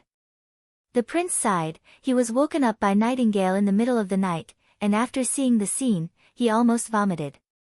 She briefly explained what had happened, and Roland ordered her to secretly bring Nana out. The little girl, who usually only treated chickens, saw a living person covered in blood, and immediately fainted. In short, after a lot of chaos, she was able to heal the patrol captain with a face full of tears. In order not to let his family know, Nightingale was also responsible for taking her back. When everything was finished, it was almost dawn. What do you think of this matter? Can you guess which of my good brothers or sisters did it? Nightingale shook her head. They are all patrol members, the only exception is that they didn't carry any evidence related to their identity. If it was a bribe, anyone can do it, but I think, this matter may have nothing to do with your brother and sister. Why? Because it was too careless. It was an operation with many people, but there was internal strife in the team. After the failure, they didn't immediately commit suicide, and at least 2 people were left alive. And at that time, their performance was unprofessional, just like a street thug. This is not like the style of your brother and sister, but more like a layman's plan. I think even if I wasn't there, this assassination had no possibility of success. Don't forget that Anna is sleeping downstairs. Nightingale picked up Roland's cup, took a sip without a care, and then said, Anyway, your knight has gone to the dungeon to ask for a confession, and I bet he will soon know the truth. Compared to your sister's chess piece, that guy is much inferior. He was kneeling and begging me not to kill him. The seriously injured patrol captain. I seem to have seen him. Really? Nightingale tilted her head. I think you should thank him. If he hadn't entangled the other guys, I wouldn't have found out so quickly that there were rats in the basement. Although I don't know why he did it, the enemy of our enemy is our friend, right? That's right, Roland thought, but the point is not whether he is a friend or an enemy, but what Nightingale said.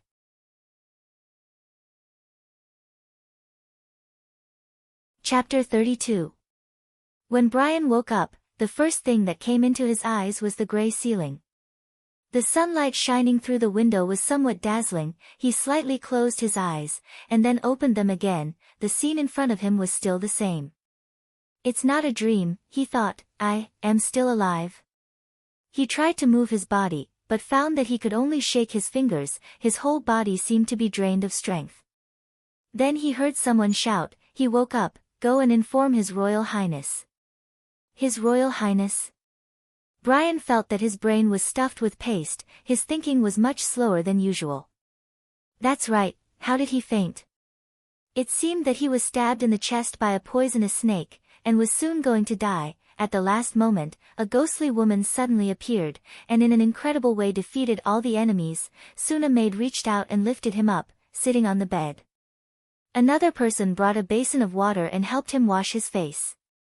Brian had obviously never experienced such thorough and personal service. In addition, he was surrounded by young maids, which made him feel somewhat at a loss.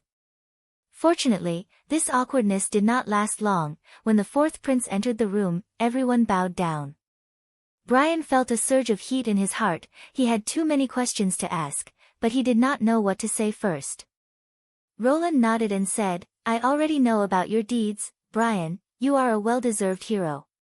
As soon as the word hero came out, Brian suddenly felt his eyes sour, and his voice choked. No. Your Royal Highness, my friend is the real. Roland patted his shoulder to comfort him.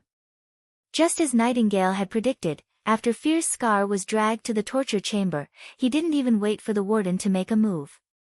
Fierce Scar spilled everything he knew. The mastermind behind this team was not his royal brother or sister, but the Elk family of Longsong Stronghold. The Earl of Elk family contacted Hill Med, a distant relative, who was also Fierce Scar, and controlled most of the patrol team through temptation and division. In addition, he also sent a substitute to the team as insurance, in case of accidents during the operation. The purpose of this group of people was not to assassinate him, but to burn the pure grain, so that he would obediently go back to the stronghold. This conspiracy caused the death of an innocent person, Greyhound. He tried to stop Fierce Scar and his gang from committing a crime, but was stabbed to death by a patrol member with a dagger. The whereabouts of Viper's replacement team member were unknown. He probably discovered that the castle was not on fire in the morning, and Fierce Scar did not come back on time. After realizing that his plan had been exposed, he directly fled. When Brian finally calmed down, Roland said, Your friend Greyhound, he will receive a proper funeral. His family will also be properly settled, and he will no longer have to worry about food in the future. Thank you, Your Highness. Brian took a deep breath. May I ask Fierce Scar, is he also dead? He's still alive. The patrol leader closed his eyes in agony. He would rather not be rescued than drag the other party to hell with him. But in this way, this hope had become slim. There was no doubt that Fierce Scar was guilty, but the crimes committed by nobles could be redeemed with money. As long as his uncle was willing to protect him, there was a great possibility that Fierce Scar would not die. Even, he would not be sent to prison. Roland could naturally guess his thoughts. Hills Med, who you call Fierce Scar, is a member of the Longsong Stronghold's Elk family. The head of the family is called Lochen Med, an earl of the Duke Ryan, and is also his distant uncle. Here he paused a little, but this will not affect the final verdict. Fierce Scar has been sentenced to death by hanging, which will be carried out in 3 days. If your body can recover, you may wish to see it. Brian suddenly opened his eyes wide. But Your Highness, the nobles can use the golden dragon to atone for their crimes. You will not off. Roland waved his hand, motioning him to calm down. Nobles? Perhaps for you, he was born in the Elk family, and his status is different from yours. But in fact, he has neither a title nor a fief, and simply cannot be regarded as a noble. Second, even if he is a noble, he invaded the prince's summer palace, tried to burn the stored food, and disregarded the lives of more than 2,000 people in border town. These three evils add up to an unforgivable crime. If Tyr's death was something that Roland still hesitated about, then Fierce Scar's death was completely unforgivable. If Fierce Scar had succeeded, then his foundation in border town would have been destroyed, and he would never have the opportunity to rise again. This was much more abominable than a direct assassination. As for whether this reaction would anger Longsong's stronghold, who cared? Since the other side was not willing to do business with him, and chose to ruthlessly trap border town, of course, he could not back down. This incident also gave Roland a warning: this world's political struggles were not like the ones he was familiar with in the past. Most of them were concentrated under the table, but more inclined to the method of flipping the table, which was much more primitive and much more bloody. Have a good rest, you have lost too much blood, so don't leave the castle. I have already arranged for other people to carry out the work of the patrol team, and when the months of the demons is over, I will hold a ceremony for you. Your Highness. Hearing the last sentence, Brian could not believe it and looked at the prince. You mean, yes, you will be my knight, Mr. Brian, Roland replied with a smile. Ready, stab. Van clenched his teeth and thrust the long wooden pole in his hand, using the same strength as the last time, and at the same angle. This was the 100th time he had thrust. His arm felt sore and numb, and Van felt that he could not hold on any longer. Although he had already thought so on the 50th time, after a week of training, he still obeyed the order. To be honest, even he himself was surprised that he could hold on until now. Everyone, rest. After Iron Axe shouted the order, there was a sudden sigh of relief. Van was also relieved, put down the spear, and sat straight on the ground. Now, he finally understood that the militia he was in was not responsible for running errands for the guards or the knight. After a week of strange training, their exercises gradually became decent. For example, now, standing on the city wall, they stabbed and retracted their spears according to the command of the hunters. Although these spears were replaced by wooden poles, Van could quickly think of the role he had to play.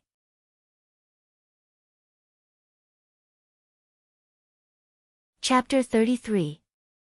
Stand up, His Highness the Fourth Prince is coming. Iron Axe clapped his hands and shouted before they had even rested for a quarter of an hour. Vanner quickly returned to his position. The previous special training had given him a conditioned reflex to obey orders. Almost subconsciously, he had already picked up the wooden stick and made the preparation for the previous stab. The prince and his entourage went up the wall and passed behind the troops. Vanner noticed that His Highness slowed down when he passed his position. Roland sighed in his heart. It was true that getting up late ruined the morning and getting up early ruined the day. He had just finished dealing with the aftermath of the night attack on the castle, and now he had to come to review the results of the militia's recent training. Poor me, I didn't sleep all night, and now I'm sleepy. But I have to come. Now the militia has entered the stage of pre-battle training. As the Supreme Commander, if I don't show up for a long time, my sense of existence will decline, and the people will become unstable. What should I say during the review? Roland thought for a moment. Good morning, comrades, you've worked hard. If no one answered the second half, it would be very embarrassing to shout out this slogan. It would be better to find someone to talk about daily life, to show that I am polite to the wise, and to increase my reputation. With that in mind, he patted a rather sturdy-looking young man on the shoulder. You've worked hard, are you tired? Have you had a good meal? According to the experience from watching the news, the other side's reaction should be to excitedly answer, I'm not tired, very good. As a result, he was so excited that he turned around and directly knelt down on one knee, which scared Roland. Vanner felt that he was blessed by God. His Highness actually asked him if he was tired from the training in a friendly tone. Usually, not to mention the royal family, even the ordinary nobles were unwilling to say a word to them. He subconsciously imitated the knight and saluted to His Highness, regardless of whether this set of etiquette was suitable for him or not. There was only one voice in his heart: when I return to the old street, Vanner will also be regarded as a person of importance. After being asked to stand up, Vanner was still confused, and he couldn't remember how to answer. Finally, when His Highness asked him if he had any opinions on the training, Vanner suddenly became sober. This was a good opportunity. If he could convince His Highness that the militia alone could not shoulder the heavy responsibility of guarding the city wall, he wouldn't have to worry all day about whether to run or stay. He carefully considered the words in his heart. Your Highness, there are too few people in the militia at present. According to their current formation, when the demonic beasts attacked, they would only be able to defend less than 1/3 of the city wall. Even if the prince were to recruit a few more batches, the training time would be too late, Vanner thought. In addition, the weapons used by these people were also a big expense. It would be very difficult for Border Town to gather enough spears for 300 people within 2 months, even 100 would be very difficult, so they were still using wooden poles to train. If His Highness could realize this, he might recruit a group of mercenaries from other towns as the city. At the very least, they did not need to train and could directly enter the battlefield. At the same time, they brought their own weapons and armor, but the price was higher. Roland thought for a moment and nodded. You're right. It's not realistic to rely on a militia to guard the entire city wall. Vanner was delighted. Does His Highness mean that he agrees with me? But Prince Roland did not say what he expected to hear. Instead, he called Iron Axe to his side. Demonic beasts are, in a sense, just a variant of beasts. They don't have the ability to think, do they? Yes, Your Highness. Ordinary demonic beasts are no different from wild beasts, even their habits are basically the same. But I haven't seen many mixed demonic beasts, so I'm not sure. That's good. Although the distance from the Redwater River to the foot of the northern slope mountain is nearly 1,800 feet, 600 meters, long, we can lure them to attack a specific area. You mean setting a trap? Iron Axe asked. It's a trap, but it's not the kind hunters usually use. Ordinary traps relied on hiding themselves to catch their prey, but I intended to do the opposite. I would set up pocket roadblocks far away from the city walls, such as fences, slopes, and ditches, forcing these brainless demonic beasts to take a detour. The continuous obstacles will lead the prey to a specific location, and finally, they will be concentrated in the defensive area we have prepared. Roland looked at Iron Axe. As for how to lure these monsters, I think no one is better than you at it. Iron Axe thought for a moment. Leading them is not a problem. Wolves don't like to touch water, wild boars are afraid of light, and other demonic beasts have their own habits. But Your Highness, if we do this, all the demonic beasts will be concentrated in this 600 feet range. Isn't it too dangerous? If we only relied on spears and bows, it would indeed be so. Roland confidently said, but now, we have new weapons. When they left, the prince once again came behind Vanner and patted him on the shoulder. Good observation. What's your name? Vanner, Your Highness. I will propose to my chief knight to appoint you as the vice-captain of the Lancer team. Mr. Vanner, do a good job. Roland built a new bungalow in the backyard of Duan Xiaofang, which was used to make snow powder, that is, gunpowder. This 300 square meter room had only one entrance and exit, and the strictest security system was implemented. 2 knights guarded the door, and anyone who entered had to register and be searched to prevent bringing in any kindling. No fire was allowed inside, so they could only work during the day. In order to prevent Nightingale from sneaking in, the door frame was also hung with a gauze curtain. Is this the new weapon you mentioned? Carter, who had been summoned, picked up a little black powder with his fingers, put it in front of his nose and sniffed. Isn't this snow powder? Iron Axe might not know, but Carter often participated in royal ceremonies, so he naturally knew that this was the stuff in the ceremonial barrel. It was the proudest work of the alchemy workshop. The formula was a secret to outsiders, but if the prince wanted it, he would definitely get it. It's snow powder, but not exactly, Roland said. The Alchemy Workshop's latest improved product, I call it gunpowder. Gunpowder could be said to be an essential farming tool for any transmigrator. The materials came from a wide range of sources. As long as one knew the best ratio of charcoal, sulfur and saltpeter was 1:1:7:5, it could be produced without any technical barriers. In this era, the snow powder contains 60% charcoal, 20% sulfur and saltpeter, and 20% other strange materials, such as mercury, butter, honey, etc. It burned slowly and released little gas, so it was completely unable to play the role of gunpowder. But Roland knew that the alchemists were constantly experimenting with other ratios, and in 30 years at most, a snow powder that was closer to the standard formula of gunpowder would appear. In history, it took a long time after the invention of gunpowder, before cold weapons were completely eliminated. This was because the formula and the corresponding weapon manufacturing process could not keep up.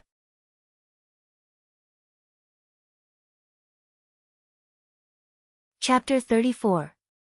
As early as the construction of the cement firing room, Roland had made plans for the following projects.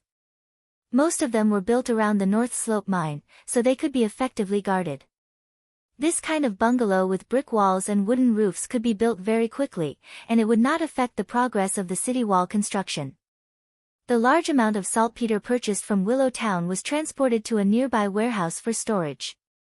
When it was time to use it, the servants would grind and weigh it, and then send it to the bungalow in batches. The same was true for charcoal and sulfur. The handling and mixing of the three raw materials were done by different groups of people, so as to minimize the risk of leakage. Roland weighed 20 pounds of black gunpowder and slowly poured it on a piece of sheepskin. The gunpowder had been soaked, compacted, dried, hammered, sifted, and other processes. It had a uniform size of particles, and its combustion performance was excellent.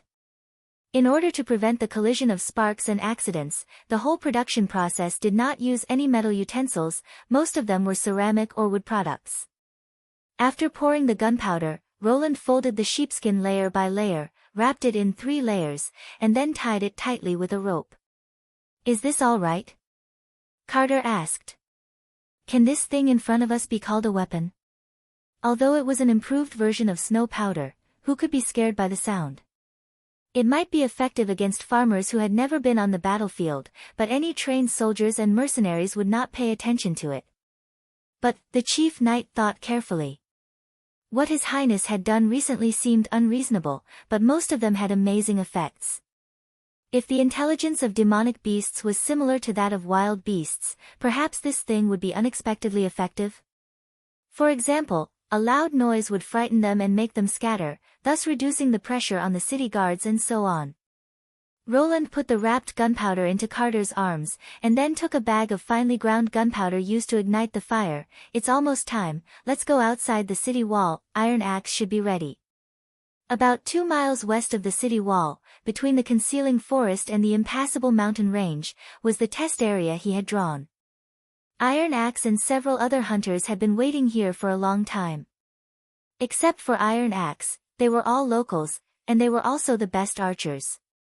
Hearing that His Highness had a task for them, they could not wait to follow Iron Axe. By now, everyone knew that the new lord of Border Town would never be stingy with his hiring fees. Following Roland's orders, they erected long wooden poles and tied ropes around the perimeter, forming a perimeter of nearly half a kilometer. Night patrols were arranged near the city walls to prevent anyone from approaching by accident. Roland walked around the perimeter to check the perimeter and nodded. "Have you brought the prey?" "Your Highness, they're all here." Iron Axe came forward, dragging a cage. Carter noticed that there were several pheasants and rabbits inside. "Very good. Put them 5, 10, 15, 30 steps away from the center. Tie one to each stake." Carter secretly shook his head and stepped forward to suggest, "Your Royal Highness, I'm afraid that the animals you chose will not be able to test the effects. They are very timid and will scatter in all directions at the slightest sound. Even if you can scare them, you might not be able to scare away the demonic beasts." "Scared away demonic beasts?" Roland was slightly startled, but then he responded, I don't intend to scare them away, even though the sound of this thing's explosion is really amazing. He walked to the center of the circle with the chief knight, put down the gunpowder bag, and used a dagger to make a small cut, letting some of the gunpowder leak out. Then he took out a leather bag filled with gunpowder and sprinkled it from the cut, while moving backward. Today was a windless day, which was very suitable for this primitive method of detonation. After retreating nearly 100 meters, Roland put away the leather bag. All right, let's ignite it here. He repeatedly estimated the distance, and after confirming that it was correct, he said to Carter, go and call all the hunters. At this moment, Roland was also a little excited. He had already done a small flashover test before, so he was not worried about the test results. What he cared about was that this would be a great moment. From today on, firearms would officially appear on the stage, and he would be written as a milestone in history as a leader. After everyone gathered, Roland ignited the gunpowder. Carter was lying on the ground, looking at the quickly disappearing sparks. His heart was quite disapproving. At such a long distance, and without putting it in a bronze barrel, it was still a question whether the sound of the snow powder explosion could reach here, but His Royal Highness actually asked everyone to lie on the ground. But since Prince Roland took the lead, he could not say anything more. The winter ground was very cold, even through the chain armor, he could feel the chill spreading. Carter moved his body, ready to turn his chest sideways, when suddenly a loud noise sounded. Because the distance was too close, the explosion and the shock wave arrived almost at the same time. He felt his ears buzzing, and the world suddenly became quiet. The tremor of the earth was fleeting. He looked up and saw a black cloud slowly rising, and then gravel and mud fell like rain. The impact on Roland was much smaller than that of the chief knight. Even when setting off firecrackers, he would cover his ears, but after igniting the gunpowder, he immediately prepared to protect himself. The point of the explosion was not like in the movies, where a huge fireball would appear. The fire flashed, and a large amount of mud was lifted up by the air wave, rushing about 10 meters into the air. When the dust settled, the only thing Roland felt was, the sound was much louder than firecrackers. As for Iron Axe and the other hunters, they were already dumbstruck with fear. Among them, only Iron Axe knew that this trip was to test a new weapon, but he did not expect that the sound of the weapon would be so amazing. Perhaps only the thunder of God's wrath could compare with it. Roland stood up and led everyone back to the point of the explosion. There was a half-meter deep pit on the ground, and the rabbit closest to the center of the explosion had already disappeared, leaving only a short piece of wood on the ground. He checked the other animals one by one. The pheasants placed 10 and 15 steps away were lying on the ground motionless, obviously dead. Although there were no obvious wounds, Roland knew that they had died from the shock wave of the explosion. The only survivor was the gray rabbit 30 steps, about 15 meters, away. Its thin ear wall was oozing with blood, and when it saw someone approaching it, it no longer struggled, as if the loud noise had taken away its soul. Carter swallowed his saliva, and the buzzing in his ears gradually returned to normal. At this time, he understood what His Royal Highness meant when he said that he did not intend to scare them away. Is this really an improvement of snow powder? With this result, I'm afraid that the alchemists are far superior to the astrologers. Iron Axe looked at Roland with a completely different expression. Your Royal Highness, if the militia could have such a weapon, Border Town would no longer have to fear the threat of demonic beasts. I don't know if it can be mass-produced. Roland spread his hands, probably not. When the months of the demons come, I estimate that we can only make 20 or 30 of them.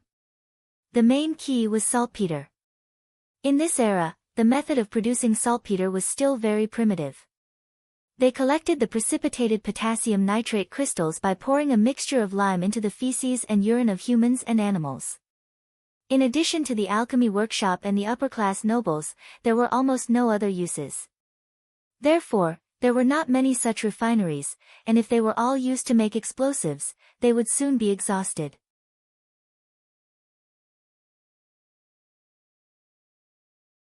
Chapter 35.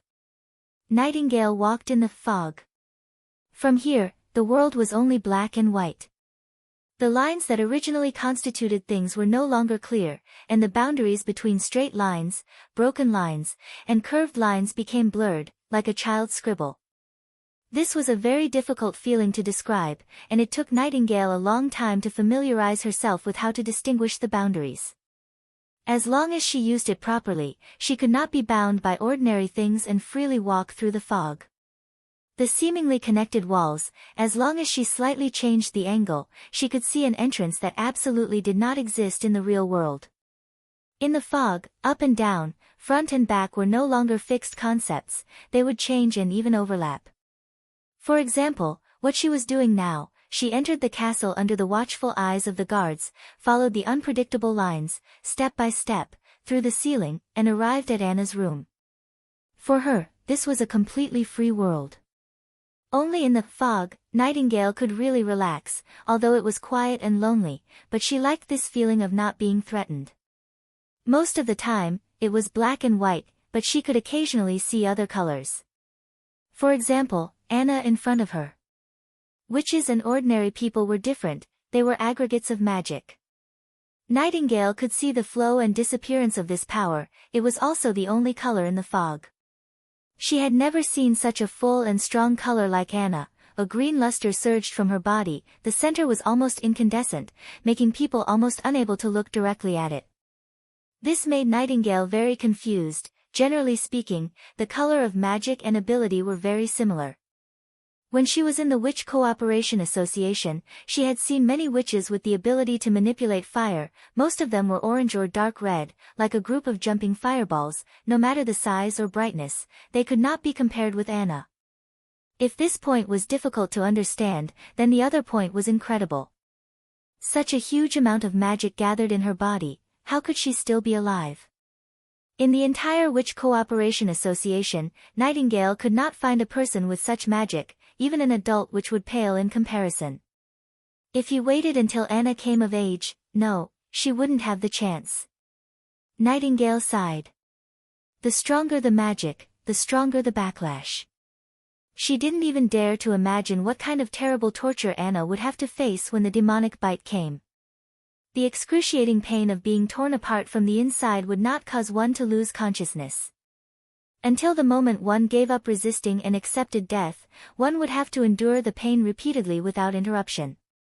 She walked out of the fog and temporarily put away her gloomy thoughts. She cheered herself up and said, "Good morning, Anna." Anna was already used to his uninvited and sudden behavior. She nodded and did not answer. Instead, she continued to practice controlling the flames. Nightingale rubbed her nose and sat down beside the girl's bed. She had seen this kind of practice many times. In the beginning, Anna would accidentally set her clothes on fire. In the shed in the backyard, there was a bucket full of clothes for her to change into. Later, she was able to skillfully make the flames dance on her fingertips. Even Roland no longer urged her to practice. The shed in the garden was torn down and turned into a place to enjoy afternoon tea and bask in the sun. Even so, Anna still followed the prince's previous instructions and practiced for 1 to 2 hours every day, in her own room. "I brought fish cakes, do you want to eat?" Nightingale took out a cloth bag from her bosom and handed it to Anna. Anna sniffed and nodded. "Go wash your hands," Nightingale said with a smile. Fortunately, she didn't hate her, she just wasn't good at talking. Speaking of which, she obviously cared about Nana very much, but she also didn't talk much. In fact, except in front of Roland, she rarely spoke.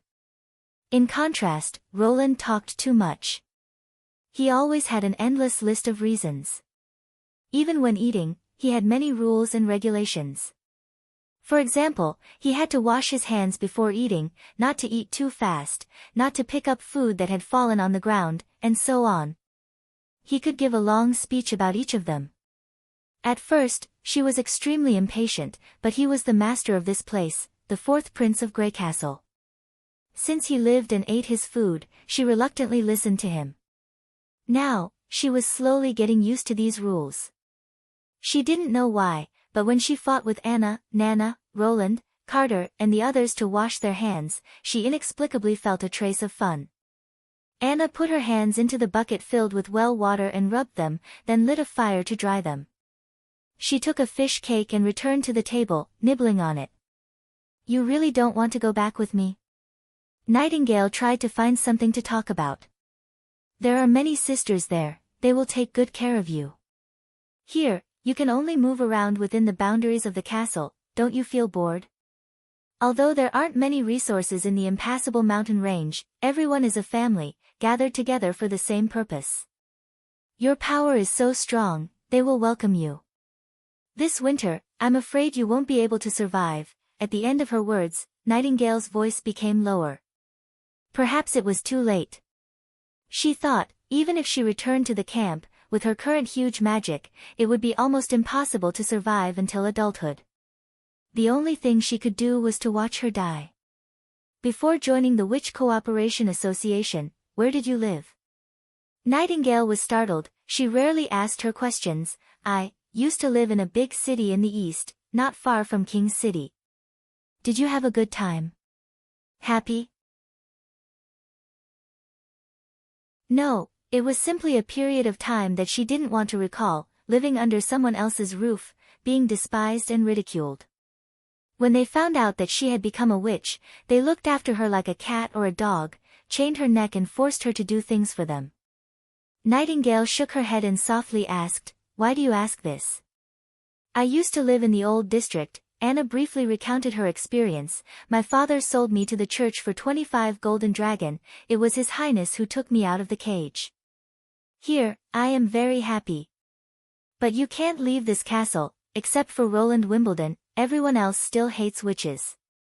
I don't care, moreover, he said that he would change all this, didn't he? That's very difficult, as long as the church doesn't fall, witches will always be evil. Anna didn't refute. The silence was somewhat long enough that Nightingale thought she would never speak again. She suddenly asked, "Are you happy in the Witch Cooperation Association or here?" What are you talking about? Nightingale was caught off guard. Of course it's the Witch Cooperation Association. To tell the truth, she wasn't interested in finding the Holy Mountain, but there were friends there that she couldn't give up. Was it Border Town? If she hadn't heard that there were witches in danger, she wouldn't have come here. The answer should be very obvious, but why didn't I say it at the first time? This time Anna showed a smile. Nightingale rarely saw her smile. Her eyes were like a lake reflecting the morning sun. It made people feel inexplicably at ease, even if they weren't in the fog. I heard from Roland that you were looking for the Holy Mountain in the northern mountains. If the Holy Mountain means stability and a home, I think I have found it. This was her holy mountain, Nightingale realized. Although she didn't have much life left, her soul would reach the other side earlier than most witches. At this time, outside the door came the sound of rushing footsteps. Nightingale listened carefully. It sounded like Nana's footsteps. The door was pushed open, and Nana Pine rushed in.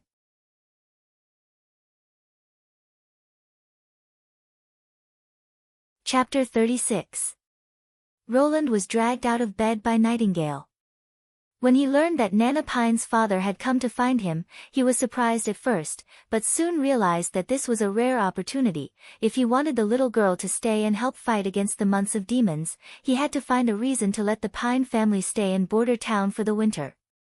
Originally, this was a very tricky matter. The fourth prince's reputation among the nobles had fallen to the bottom, coupled with the tension between them and Longsong's stronghold. It was obviously impossible for these nobles to stay in Border Town.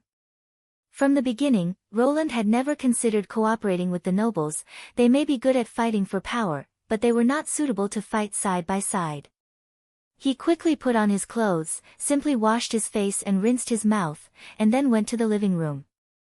Pine, who had been brought here by the guards for a long time, was already angry. When he saw the prince, he immediately stood up and asked, "Your Highness, where is my daughter?" This was the first time that Roland had seen Nana's father. He was not tall, but he had a rough beard on his face, and he was wearing a cotton-padded jacket with big pockets and tight leather pants, which made him look more like a hunter than a noble. "She's fine, Mr. Pine. Why did your guards let her in directly, but stop me outside?" Mr. Pine interrupted in a loud voice, I need an explanation, Your Highness. Please bring my daughter out to see me. What kind of rhythm is this? Roland was stunned. He imagined that the other side would know that his daughter had unfortunately fallen into a witch, and would either beg him to hide the news, or simply let him solve this problem. But he really did not expect that Pine would be so aggressive, completely disregarding the aristocratic etiquette. As for why the guards let Nana in, it was entirely because of Roland's instructions. She came to play with Anna every 2 or 3 days, so the guards were already familiar with her. After thinking for a moment, Roland called a maid and asked her to bring Nana over. No matter how rude the other side was, he was still Nana's father, so he had to first let the two of them meet and then talk. If he showed the slightest intention to give the little girl to the church or abandon her, then it wouldn't be too late to take measures. Nana came out with Anna. The moment he saw his daughter, the impatience in Pine's eyes immediately disappeared. He opened his hands and shouted to Nana, Come to Daddy. But the little girl just hid behind Anna, showing half of her head. Will you sell me to the church? Cough. What are you talking about, silly child? The church doesn't accept idiots like you. Come home with me. This reaction made Roland somewhat puzzled. According to Nightingale, when Nana was using her magic, her father saw her, and she panicked and fled to the castle to find Anna. Her father chased her all the way here with a murderous look. But now it seemed that when Sir Pine looked at his daughter, there was only concern and love in his eyes. It was completely unlike the hatred that ordinary people had for witches. Did he make a mistake? Roland hesitated for a moment, then decided to open up about the matter. Mr. Pine, your daughter is a witch, I think you already know. What are you talking about, Your Highness? I don't understand. Sir Pine stamped his feet and stepped forward to grab Nana's hand, but Anna blocked his way. Father, I have become a witch. I'm sorry, Nana whispered. Sir Pine finally became anxious. Don't talk nonsense. What witch? It was Carr who taught you. If I had known earlier, I wouldn't have let you go to the academy. The church's words are all bullshit. Hearing this, Roland suddenly understood something.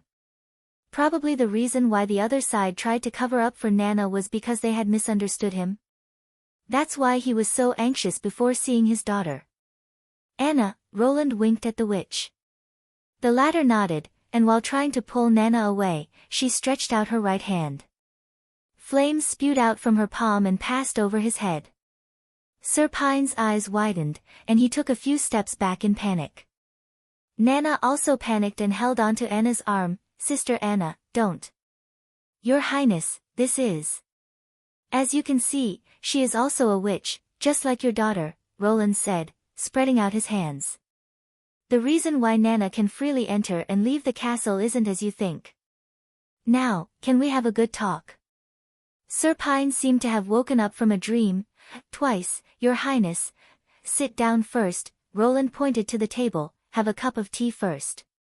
Sure enough, Roland sighed in his heart, my reputation is so bad that I can't even let a child go. The other side's rude behavior at the beginning made Roland completely understand. A father who was concerned about his daughter, seeing his daughter run into the Lord's castle, while the guards at the gate acted as if it was nothing out of the ordinary, what did it mean? If the person involved was himself, I'm afraid that he would tear down the castle with his bare hands. As for the later denial that his daughter was a witch, his intention was even more obvious. Sir Pine was worried that the prince would use the Nana has fallen and needs to be purified excuse to threaten him, while he himself didn't care whether his baby daughter was a witch or not.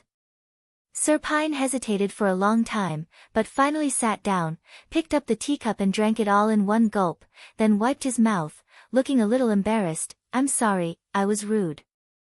May I ask, when did you know that my daughter had become a witch? Before the winter.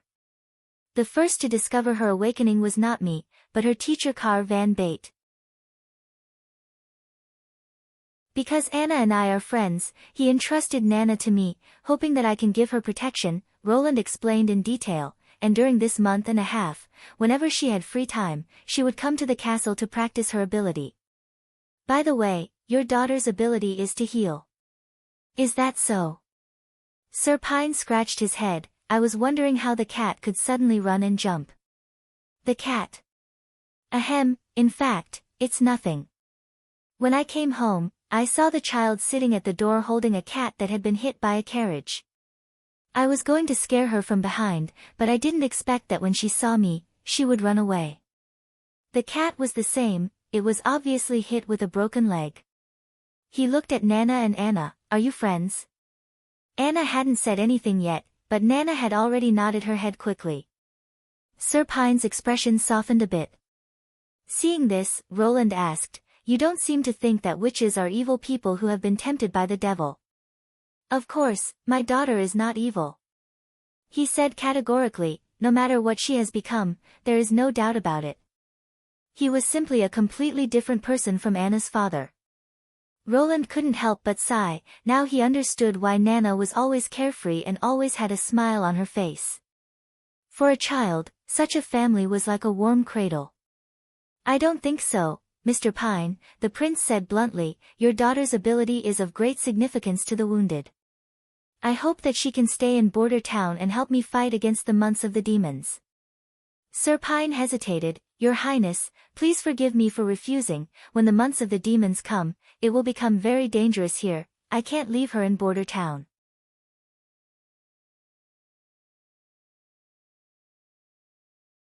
Chapter 37. Danger is relative, Mr. Pine, and danger also means opportunity. Prince Roland read the relevant information collected by his assistant minister. I heard that you inherited your father's title. He was a knight, and later because of his meritorious service in battle, he was awarded the title of Baron and a fief. Exactly, Pine said, nodding. That battle was a battle of honor for the innocent, and it was also during the months of the demons.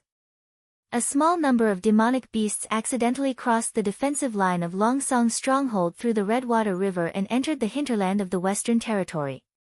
At that time, your father was patrolling the area, and when he encountered the remaining demonic beasts, he did not choose to avoid them like most people, and instead informed the reinforcements to encircle them. Because behind him was an undefended town, although that town had nothing to do with him, Roland said, while paying attention to Pine's expression, you should know better than me what happened next. Your father gathered the town's militia, and with his own attendants, he fought against the demonic beasts and won. Yes, he said with a somewhat excited tone, obviously full of yearning for this family history. One of them was a huge monster, like a deer and a cow, or perhaps it was a mixture of both. Its legs were thicker than my father's torso, and when it ran, the ground trembled. If it were me, I really wouldn't know how to defeat such a monster. But he did it. My father stood near a shallow ditch, luring the enraged beast to him.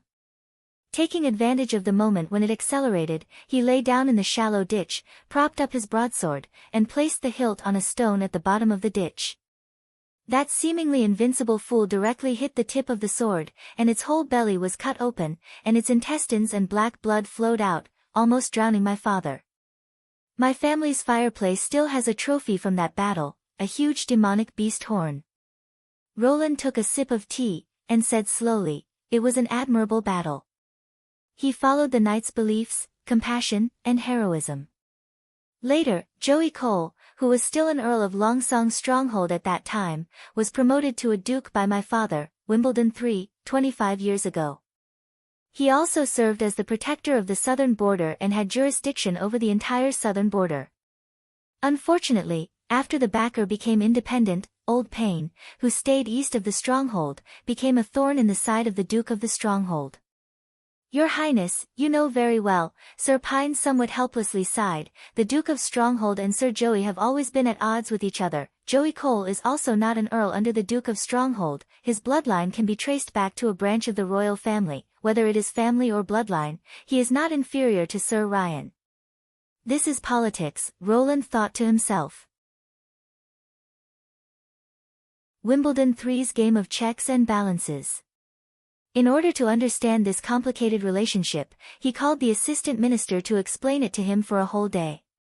The enfeoffment and jurisdiction between the nobles was extremely chaotic. In theory, the higher nobles had the right to issue orders to the lower nobles, but in practice it was much more complicated. Joey Cole and the Duke of Ryan were examples. As an earl directly enfeoffed by the king, although his territory was in the western border, his prestige and influence were no less than that of the Duke of Ryan.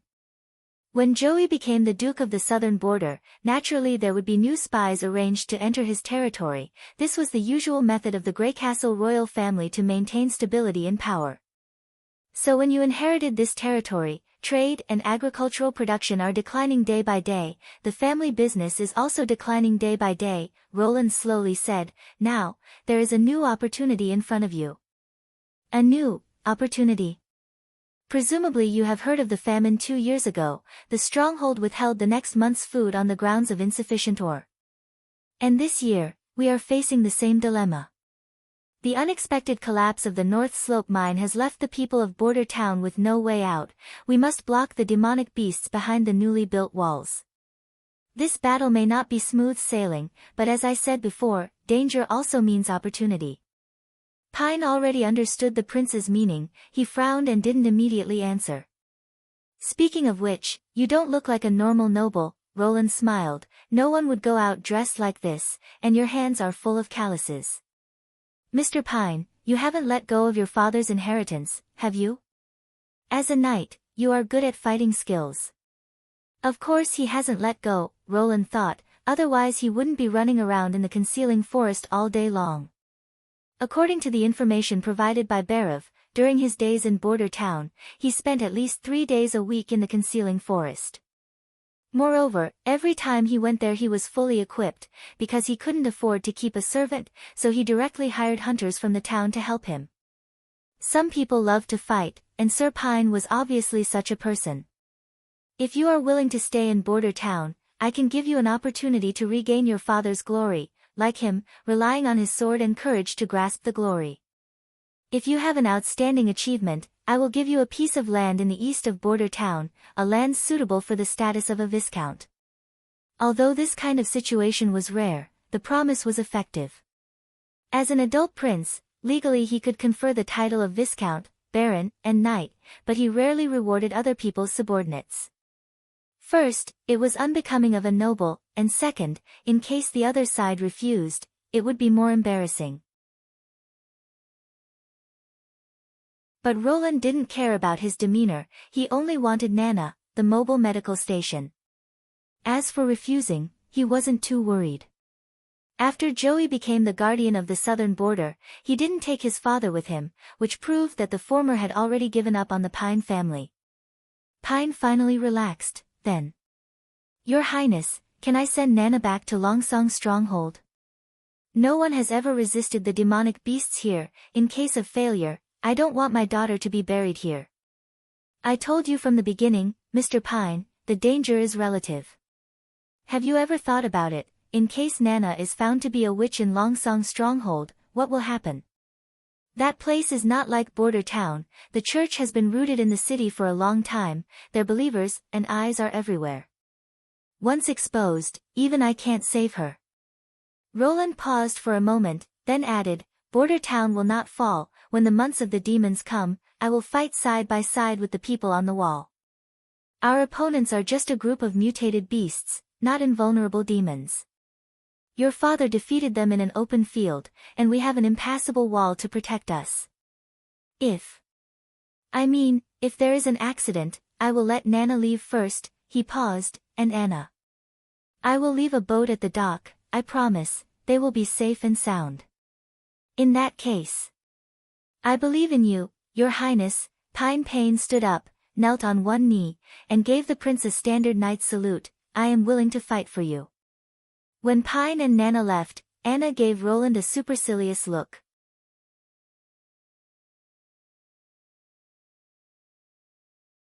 Chapter 38. Iron Axe knew that he was being supervised. The hunters who had participated in the test explosion that day were gathered together and moved into a 2-story building near the castle. Looking out of the window, he could see a stone wall with guards guarding the entrance and exit. He didn't care about this at all, and even felt that His Highness had only sent 2 guards to guard the place, which was very imprudent. Until now, Iron Axe still remembered the roar of the test explosion that day. No weapon had ever brought him such a strong shock. In the extreme south, he had seen the orange fire erupting from the ground, which could last for decades. He had also seen the wind and huge waves covering the sky at the endless cape. However, the power of heaven was unpredictable. It was the will of Mother Earth or the sea god, and the iron whip used by the gods to punish all living things. But His Royal Highness had stolen the authority of the three gods with his own strength and obtained the power of heaven's punishment. Although he was still far from the real Father's thunder, it was not a realm that a human could achieve. In Iron Sand City, if the participants were still useful, they would usually have their tongues cut off. Of course, this was not the safest way. Only the dead would keep secrets forever. As for the foreigners, it would be blasphemy if they looked at it, and it would never be possible for foreigners to join the core class of the Majin clan.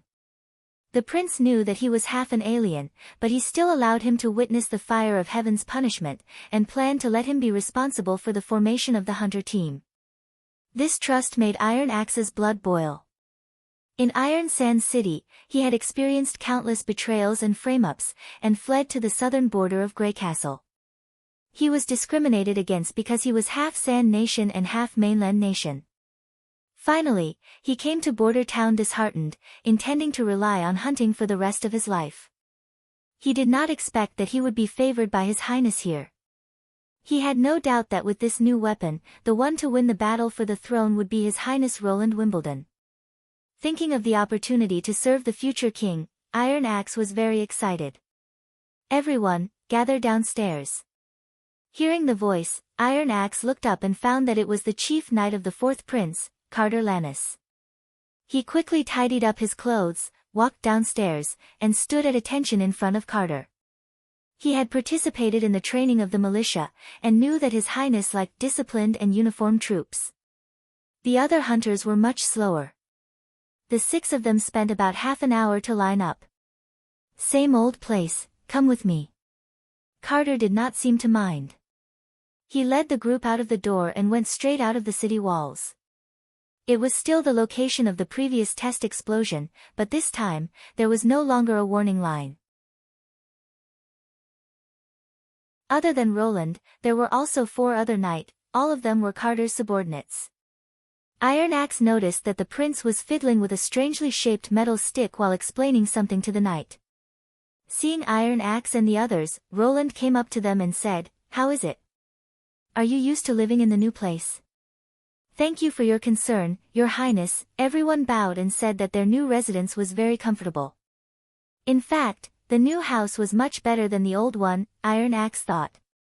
At least it wouldn't leak, and the roof wasn't made of transparent straw, but tidy tiles. "That's good," Roland nodded. "The current arrangement is for safety reasons. After the end of the months of the demons, you can move back. In addition, I have already sent your first month's salary to your families, and you can also meet them every weekend. Of course, you will be accompanied by guards." "Thank you for your kindness, Your Highness," the hunters said cheerfully. This really surprised Iron Axe. Not to mention the iron law of the Sand Nation, even the management of the Grey Castle army shouldn't be so lax. Is it because of His Highness's personal tolerance? Iron Axe faintly worried that if he wanted to fight for the throne, he had to be ruthless. He had seen this too often in Iron Sand City. But when Prince Roland said that he would test a new weapon based on gunpowder, Iron Axe immediately put these worries to the back of his mind. He stared at the prince without blinking as he took the 2 odd-shaped iron sticks in front of the crowd. "This thing is called a flintlock," Roland said. "Next, I'll tell you how to use it." It only took Iron Axe half an hour to completely familiarize himself with the use of the new weapon. He poured the black powder, which could attract the fire of heaven's punishment, into the barrel, stuffed a lead ball into it, and stabbed it to the end with a straight bar. Then he poured the gunpowder into the medicine pool at the back, aimed at the target, and pulled the trigger. Although he had always thought that he had a talent for killing, whether it was a sword, knife, hammer, axe, or spear, he had mastered these skills after years of training in actual combat. To master a weapon in half an hour, this speed was probably only comparable to a crossbow. The other flintlock was handed to Carter. The chief knight was also full of interest in this novel weapon, so he picked it up and didn't want to put it down. After a few rounds of simulation, Roland let the two of them test the effect with live ammunition. The target had already been prepared. A half-body plate supported by a wooden stick was set up by the other two knights at a distance of about 30 feet, about 10 meters. Iron Axe and Carter followed the prince's instructions, raised the gun, aimed, and pulled the trigger. The loud sound of the first shot startled everyone present, including Iron Axe, but soon there was only surprise left on everyone's face. A small hole appeared on the half-body plate armor that served as the target. The lead ball neatly penetrated the thickest part of the chest of the plate. Before shooting, Iron Axe had carefully observed the armor. It was obviously not a low-quality product made by a manual workshop. The hammer and anvil marks on the collar proved that this was a standard armor from the Greycastle Blacksmith Guild. The thickest part of the front edge was about half a finger, enough to resist a crossbow at close range. To deal with this iron can, a heavy crossbow, a warhammer, or a halberd was the wisest choice. In comparison, the gun, which was also easy to operate, was at least far more powerful than the crossbow. And its loading speed was comparable to the crossbow, and its accuracy, a 30-foot target was not a problem. Your Highness, the production of this thing? Carter asked. At present, there are only these two. When the months of the demons come, we can produce at most 2 more. Seeing Carter, Iron Axe was obviously relieved. He could roughly guess what the other side was thinking. If this weapon was easy to make, it would only take a few days of simple training to train a large number of soldiers who could hold a gun and go into battle quickly. They were not limited by age, profession, or even gender. Even a weak woman could pose a great threat to the knight. Although it was not as shocking as the fire of heaven's punishment, it was still a good weapon. Iron Axe thought that the great power made it easy for him to kill some large demonic beasts with thick skin and flesh on the city wall. If he had a gun when he faced the hybrids, he might not have been so embarrassed. Roland was the only one who knew the true significance of this weapon.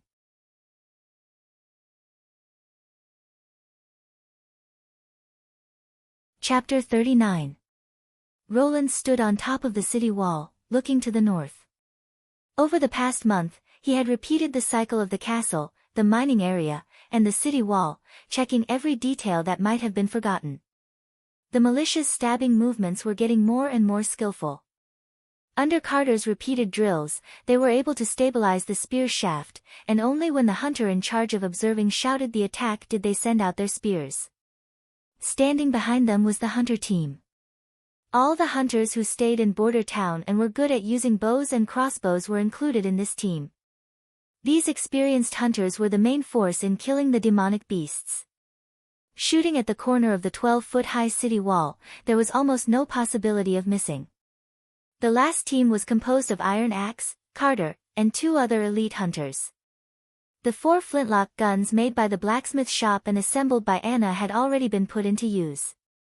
Only when they encountered a difficult monster or hybrid demonic beast that couldn't be penetrated by the crossbow, would they be killed by the team. Their position was very free. They could wander around this 200-meter distance and appear wherever they were needed. As for the explosives, they were stored in a tightly guarded warehouse under the city wall. When needed, they would be transported to the city wall alone. After all, if something went wrong with this thing, it could cause more damage than the demonic beasts.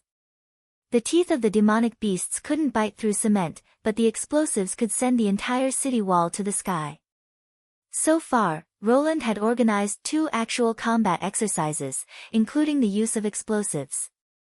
Thanks to these 2 exercises, the militia was able to avoid the embarrassment of being frightened by the explosion during the official defense. Another advantage was that, when everyone found that the prince still had such a powerful weapon in his hands, the morale of the team suddenly rose. Your Highness, Barav tightened his collar, the income from the ore trade has been spent. If the months of the demons is really as long as the astrologer said, I don't think we can last until the end of the winter. Then fill up my vault, Roland said without hesitation. In addition, don't stop trading with Willow Town. The first steam engine has been transported to the mine, and the rubble from the collapse has been cleaned up. We can still get a little output for the whole winter. Especially the gemstones, there is no need to emphasize the price, sell them as soon as possible. It's always good to store more food and dried meat. Barav nodded, I will do it, Your Highness. But, seeing that the assistant minister was hesitant to speak, Roland, of course, knew what he wanted to say. Don't worry, I have arranged a boat.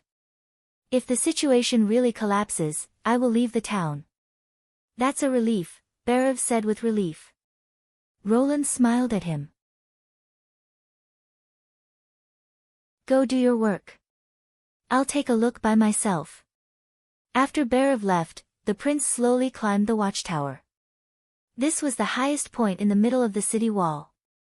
From here, one could overlook the vast jungle and rolling mountains in front of them. The cold wind blew against his face, but he didn't care. Only on this spacious high platform could he calm down from the anxiety he felt when facing the great battle. You're lying to him, someone said. You never intended to leave. Life is already so difficult. Some things are better left unsaid. I don't understand what you're talking about. If being a prince is considered difficult, then what are we? Nightingale appeared. Even if you can't be a king, as long as you live through the 5 years of the fight for the throne, you will still be a lord. Compared to worrying about this, it's better for you to accompany Anna. I'm afraid, she doesn't have much time left. Roland was silent for a moment. I don't think she won't live through the months of the demons. Why? She said she won't lose to the demons, he paused. I believe her. You actually believe a witch? Nightingale shook her head. We are cursed by the devil. Is that so? I believe you too. Brian, dressed in civilian clothes, stood in front of Greyhound's tombstone. He gently stroked the new stone. The pure white surface of the stone was engraved with a line of words, nameless, but forever remembered. The hero who sacrificed himself for Border Town. Greyhound. I realized my dream. When the months of the demons is over, His Royal Highness the 4th Prince will hold a ceremony for me. But I don't want to sit in the hospital bed and wait. My wounds have healed, and the city wall is where I should be. The months of the demons is coming. The demonic beasts may be terrible, but they will hit the defensive line that everyone worked together to establish, and will not be able to take a step forward. I will defend this town together with you. I will wield my sword. But it's not over. The person who framed you is still alive, but he won't live forever. This is His Royal Highness's promise to me. The next time we meet, I will bring good news. Brian bent down and placed a bouquet of flowers in front of the tombstone. Then goodbye, my friend. Sister Anna, aren't you afraid? Nana asked, lying on the bed with her legs crossed. Afraid of what? The demons will devour me. Nightingale said it was winter, but I became a witch in the autumn. This is the first time. The first time, Anna thought. It will be very painful. Sometimes you will even want to die immediately. Ah! Nana exclaimed, and immediately covered her mouth. But you will survive, just like me. I don't know. Nana whispered, I'm not as strong as you. I'm not that strong. Anna closed her eyes, and the scene of her first meeting with Roland appeared in her mind. In that dark and cold dungeon, he put his clothes on her and whispered that he wanted to hire her. Until now, she still felt that it was incredible. You will also encounter things that make you want to live, even if you have to struggle to live. For example, meat covered with sauce, she sighed. How do I know what you want, huh? Looking at Nana who was staring at her, Anna wiped her face with her hands. Is there anything dirty on my face? No. Nana shook her head. I'm just a little surprised. You never talked so much to me before. Sister Anna, when you closed your eyes to think, you looked so beautiful.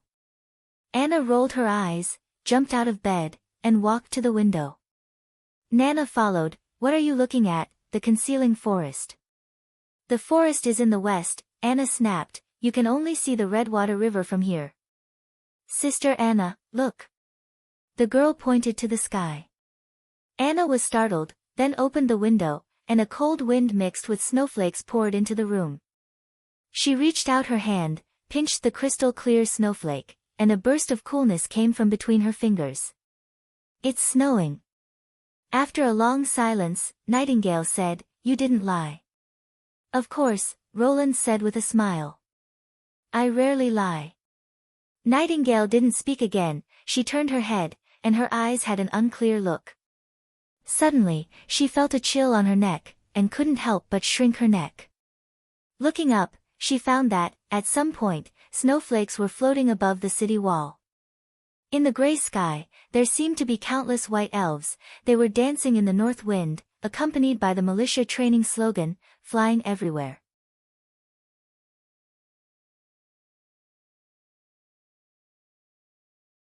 Chapter 40.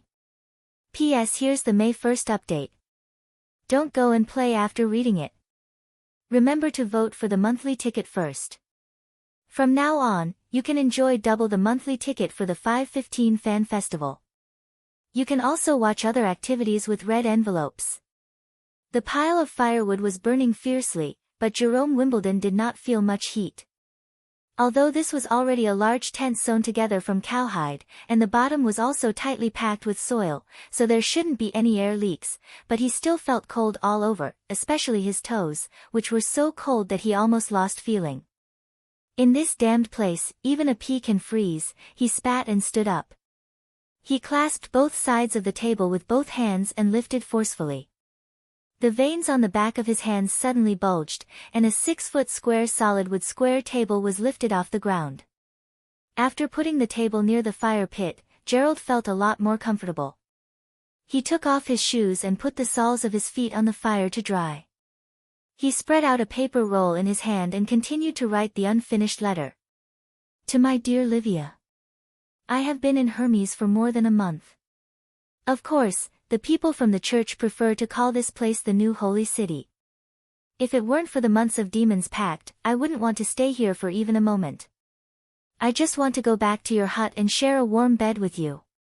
Thanks to the pact, the army that monitors the church's every move has become their ally.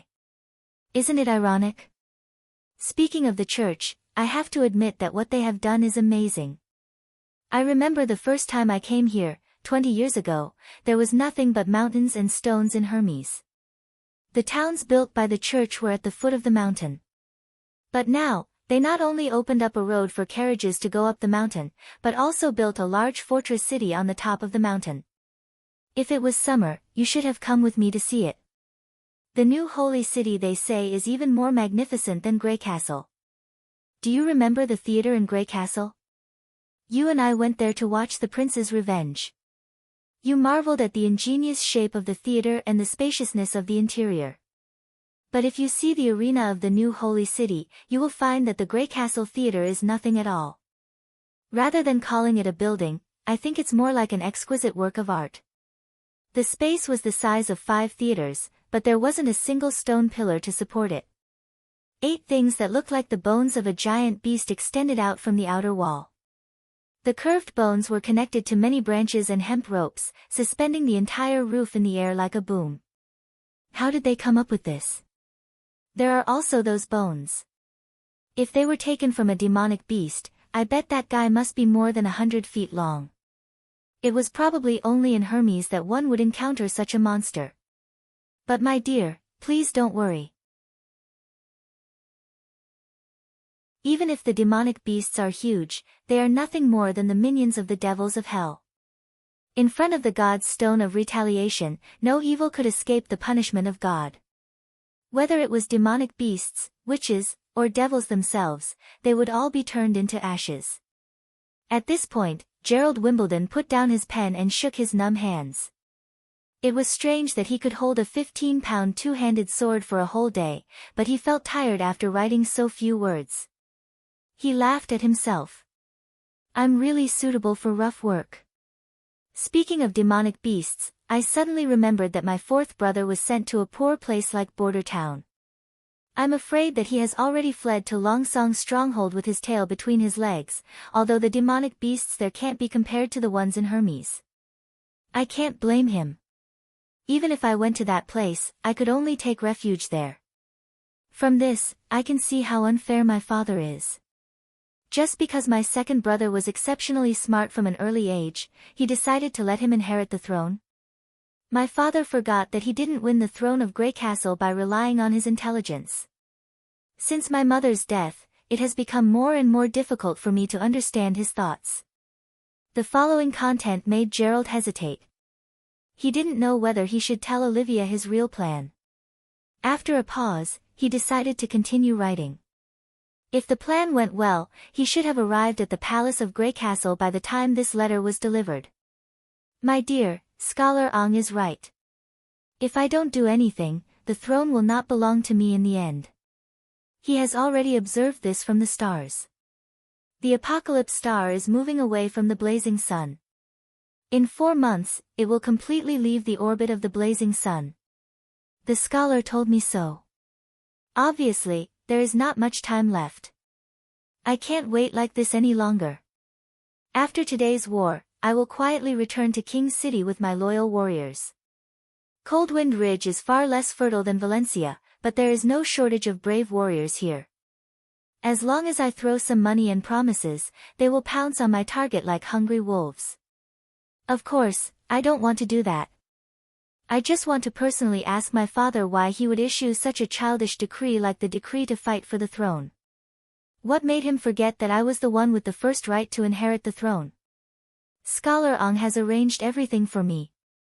Olivia, my love, just wait a little longer. The day I become the king will be the day I take you as my queen. If I fail, don't come back to King City. Live a good life in Coldwind Ridge. I love you, Gerald. He carefully folded the letter, put it in an envelope, and sealed it with wax. After checking it several times, he knocked on the table, and soon a guard came in. Send this letter to the Rose of Coldwind Ridge. You don't have to travel day and night, and you don't have to ride a horse. Dress up as an ordinary traveler and take the trade caravan between the two places. There is only one thing you have to remember, this letter must be delivered in person. Yes, Your Royal Highness. Very well, you can go. After Gerald waved the guard away, he simply sat on the table with his feet hanging over the fire pit. In this way, he had no way out. He closed his eyes and recalled the scene of his childhood. At that time, he took his second brother and third sister to play hide and seek in the garden of King City. Third sister fell down, and the two of them insisted on falling down with her. Since when did the three of them become so unfamiliar with each other? Gerald shook his head and put aside his complicated thoughts. He was not suitable to be sentimental. He thought that these puzzles would eventually have an answer, after he sat on the throne. Just then, there was a dull sound of a horn outside the tent. Woo woo woo woo, it's coming. He jumped down from the table and put on his shoes. When he walked out of the tent, the whole camp was already moving. The running soldiers and flags converged into a torrent, converging on the predetermined battlefield. Muddy echoes could be heard from the distant mountains, and the echoes were endless. The horn sounded, indicating the demonic beasts were coming. Follow me. He rode on the horse brought by the guard and trotted to the top of the city wall. Only by standing on the wall of the holy city could one feel its grandeur. It was like an insurmountable moat, standing at the edge of the impassable mountain range. The top was flat and wide enough for dozens of people to pass side by side. In front of it was a cliff made of glaciers, and behind it was a flat plateau. This was the reason why the church desperately wanted to build the new holy city on the top of the mountain. Taking advantage of this terrain, they built an almost impenetrable line of defense. But Gerald Wimbledon was looking at the long term. To be able to transport so much stone and wood from the foot of the mountain to the top of the mountain, and to build a city on Hermes in just 20 years, the strength shown by the church was already amazing. However, no matter how much he hated the church, Gerald had to admit that if they did not support them to defend Hermes, all the countries on the continent would face a catastrophe. This was also the basis for the signing of the Months of the Demons. When the months of the demons came, the four kingdoms bordering Hermes must send troops to support the church and fight together with the church's army of judges. The four flags at the top of the city wall stood in the wind: Dawn, with a snake's body and a scepter; Wolfheart, with a crossed sword and shield; Eternal Winter, with an iceberg rose; and Grey Castle, with a tower and spear. Looking at the black spots in the distant sky, Gerald Wimbledon clenched his sword.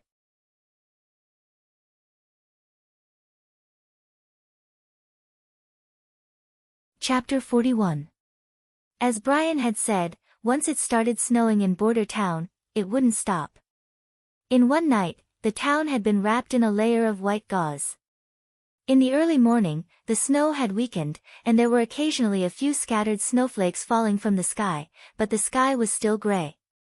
Thinking that they wouldn't see the sun for several months, Roland felt that it was somewhat inconceivable.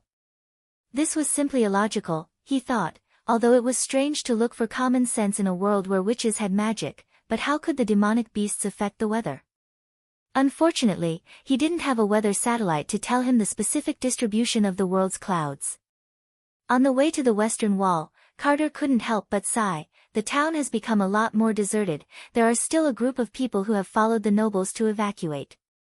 That's good, at least they won't hold us back. Roland exhaled a breath of white air. I have already arranged for Berev to conduct a census this winter. What is that?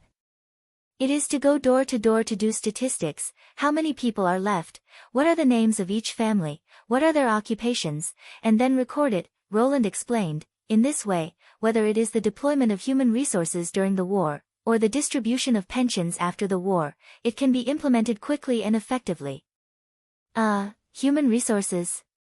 Carter blinked, then smiled. Your Highness, you are really different from before. Oh. In the past, although you would say some things that I didn't understand, and do some inexplicable things, but, after all, those things were not in line with your identity as a prince. But now. Carter paused for a moment, as if considering his words. Whether it is those strange training regulations you set, or the novel experimental products from the alchemy workshop, the results are surprisingly effective.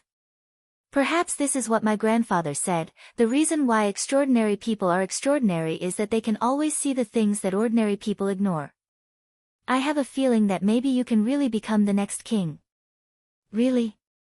Roland suddenly felt a surge of warmth in his heart. Was there anything more satisfying than being recognized after a struggle? For a moment, he felt that his hands and feet were full of strength, and the gray sky wasn't so annoying. Walking up the wall, he saw the militia clearing the snow on the aisle. When they saw the prince, they all bowed in salute. I should have taught them to salute, Roland thought. How was it last night? We haven't found any traces of demonic beasts, Iron Axe answered him. Your Highness, according to past experience, after the first snowfall, we still have a relatively stable period. During this period of time, there are not many demonic beasts, and most of the mutated ones are weak animals. Roland nodded. Then continue to be vigilant. The area behind the city wall had been transformed into a barracks. When the alarm was not sounded, most people would rest in the barracks to conserve their energy. The patrols were rotated. Considering the low temperature in winter, each team would only patrol for 4 hours before being replaced. These measures were all set by Roland one by one. He had asked Brian and learned that Longsong's stronghold had no plan to resist the demonic beasts. The unluckiest recruits would be sent to monitor the movements of the demonic beasts and would have to stay on the city wall for a whole day. Therefore, there were often cases of laziness and desertion. During the winter, because of dereliction of duty or violation of military orders, as many as 20 or 30 people would be hanged. As for the traces of demonic beasts, it was even more chaotic. There was no division of defense, nor was there a designated person responsible. Thinking of the level of war in this era, Roland also understood. It was an era of extreme emphasis on individual bravery, emphasizing honor and plunder. Even the knight would be hot-blooded and rush to the front, so it was better not to ask for too much. Patrolling along the wall, it seemed that everything was going well, but Roland found that he had overlooked a problem. That was, the barricades. These barricades were still clearly leading the demonic beasts to the middle of the wall, but if Brian was right, 2 to 3 months of snow would eventually fill up all the barricades. At that time, any point of the 600-meter line of defense could become the route of the demonic beasts. His men simply had no time to take care of such a large area. It was also impossible to send people to clear the snow. A few agile demonic beasts were enough to make the team suffer heavy losses. Perhaps he still had to rely on the power of the witches. For example, he could let Nightingale sneak out of the town with Anna, ignite a fire to melt the snow, and then sneak back, just like how she had stolen Nana from the Pine family. At this moment, the observation post on the left side of the wall shouted, "Look in front." Roland and Carter looked in the direction he was pointing. A small shadow crawled out of the snow and slowly moved towards the wall. "Your Royal Highness, do you think we should?" The hunter in charge of the defense turned his head and asked. "According to the previous drill, you should decide whether to blow the horn or not," Roland said. "Moreover, you have more experience than me in this regard." He hesitated, but finally just pulled the string of the crossbow and continued to stand on the wall to observe. Roland nodded with satisfaction. For now, the order on the wall was still well maintained. But he didn't know if they could quickly organize the defense according to the drill steps when a large number of demonic beasts attacked Border Town. The shadow gradually moved closer, and when it was about 50 meters away from the wall, Roland could clearly see the appearance of the demonic beasts. Was it probably a fox mutant? Its fur was grayish-black, its eyes were red, and it came to the wall while panting. "This guy seems to have been infected not long ago, so it's not a big threat," Iron Axe said as he aimed his bow. "You said that they were infected by the breath of hell and were expelled to the west?" "Not only to the west," Carter came over and said, "when the gates of hell opened in the barbarian land, any place that wasn't blocked by the impassable mountain range would be attacked by the demonic beasts, especially the big gap in the north." The impassable mountain range, which stretched for more than 10 miles, seemed to have been cut off, which was the main direction of the demonic beast's attack. This manic monster wandered for a moment under the wall, then raised its head, grinned at the people on the wall and growled. When it was about to jump, Iron Axe released the bowstring, and a sharp arrow accurately pierced its neck, firmly nailing it to the ground. Roland noticed that the blood coming out of the wound was black.